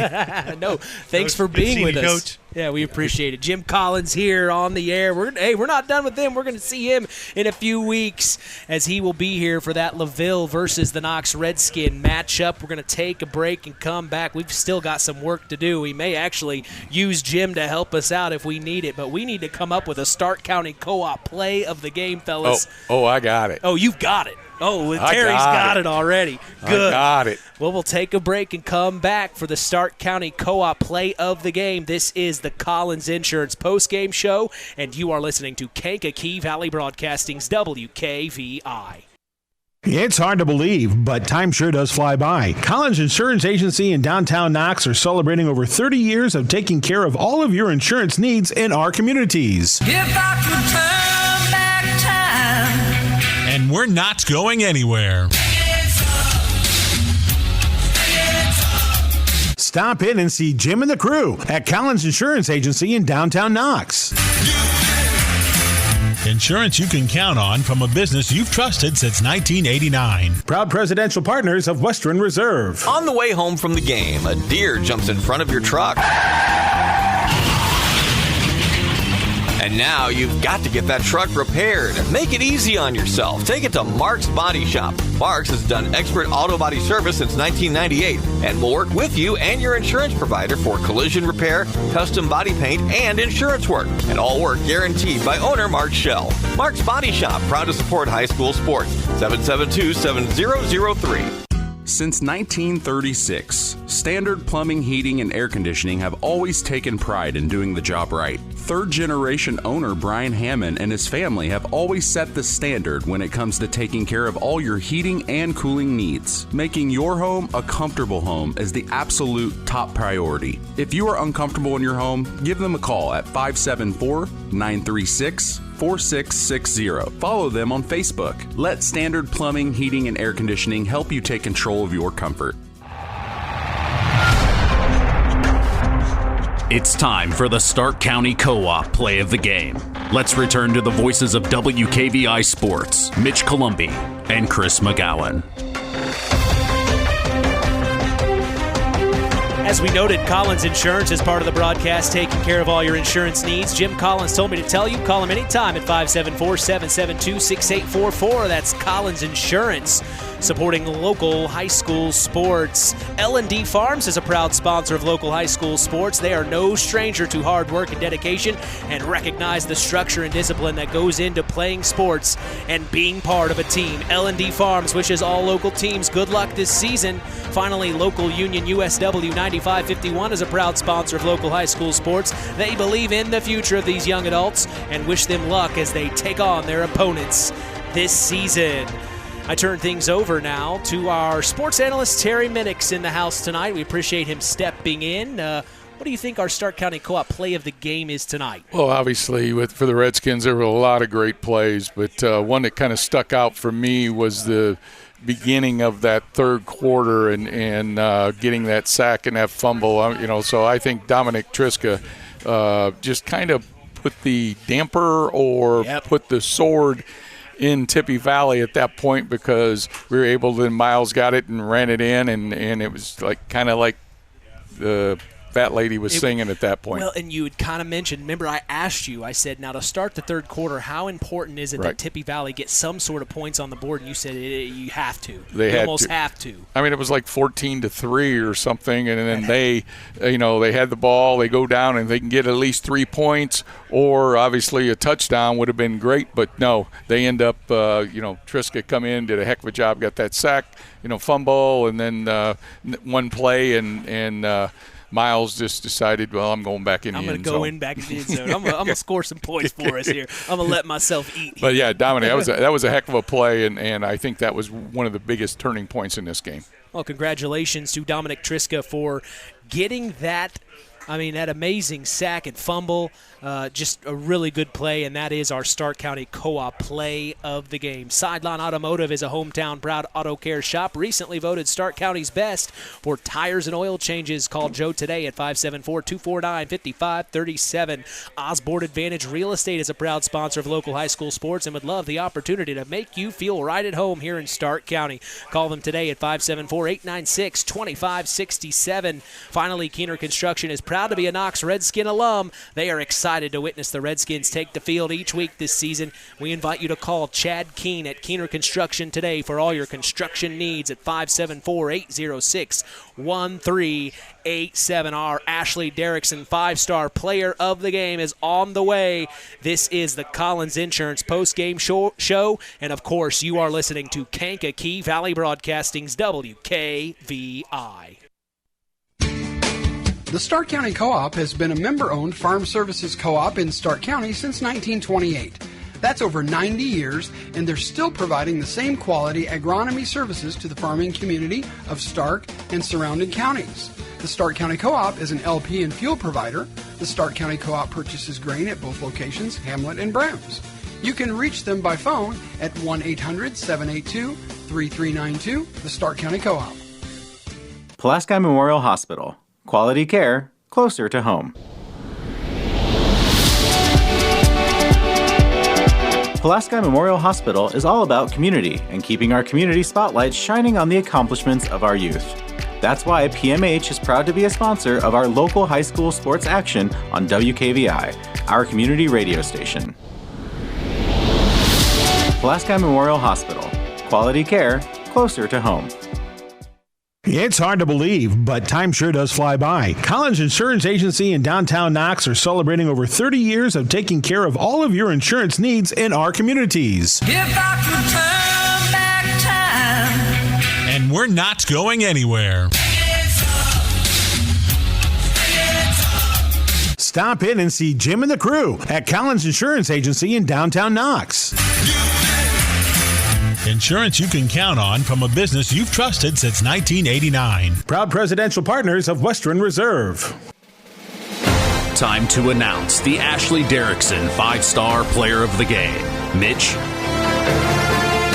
Appreciate you, John. It's time now for our Ashley Derrickson 5-Star Player of the Game, given in memory of Ashley Derrickson, a 2008 graduate of North Judson St. Pierre High School, who battled cancer throughout her high school career before losing that battle on December 12th of 2008. We'll tell you who's earned that honor after this word from 5-Star. 5-Star, the largest meat and grocery store in the area, focused on quality, value, and customer service. The 5 stars in the name of the store come from 5 family members of the original owners serving in World War II, each one represented by a blue star on a flag hanging in the front window of the family home. That's why even decades later, 5-Star is known for its dedication to service. Now that dedication means savings for you. 5-Star, one of the We Care stores, the area's largest meat and grocery store, focused on quality, value, and customer service. Located, you know where, in the Knox Mall. Our Ashley Derrickson 5-Star Player of the Game, Coach. Well, I tell you what, I called it out over and over, and I think it's number 2 and number 5, or number 5 and number 2, however you want to say it. They put a full dose of everything to the Tippecanoe Valley team, and I mean, you got the stats. They ran the ball 50 times. Ran the ball 46 for 215 yards. They had 50 total plays for 235 yards. 20 of those plays, Miles McLaughlin rushed 20 of those rushing plays for 121 yards. Jake Conroy ran 25 of those for 93 yards. I think you're right. Both Miles McLaughlin and Jake Conroy are very deserving of our Ashley Derrickson 5-Star Players of the Game. Definitely. And I think you're going to see that a lot. I mean, you talk about dynamic duo. That's Batman and Robin, or whatever you want to say. They are incredible, and they deserve the Ashley Derrickson Players of the Game. Well, congratulations. Last week, Chris had given the entire defensive side of the ball of North Judson St. Pierre. They were all the Ashley Derrickson 5-Star Players of the Game, so we're okay with this one. We can get by. So we gave 2. We gave it to 2. We're getting soft. It used to be you just had to get 1. Since I've come aboard, we're doing a bunch of crazy things. But I tell you what, though, you say you're getting soft, but you know what? I don't know how can you not with them can't ignore it. But there again, I know Mr. Collins even said that offensive line opens that up for them. So it's too bad, you just can't say, oh, every one of the Redskins. Yeah. I mean, this was a good team win for them tonight. I mean, it's huge, big win, 26-3, and then a first conference win of this new conference, and they all deserve the Player of the Game. But I didn't want to have as many as Chris had, so I'm just going to do the 2, and I'm going to go with number 2 and number 5. And tell you what, all these teams you got to play later, get ready for number 2 and 5, or number 5 and 2, whatever you want to say.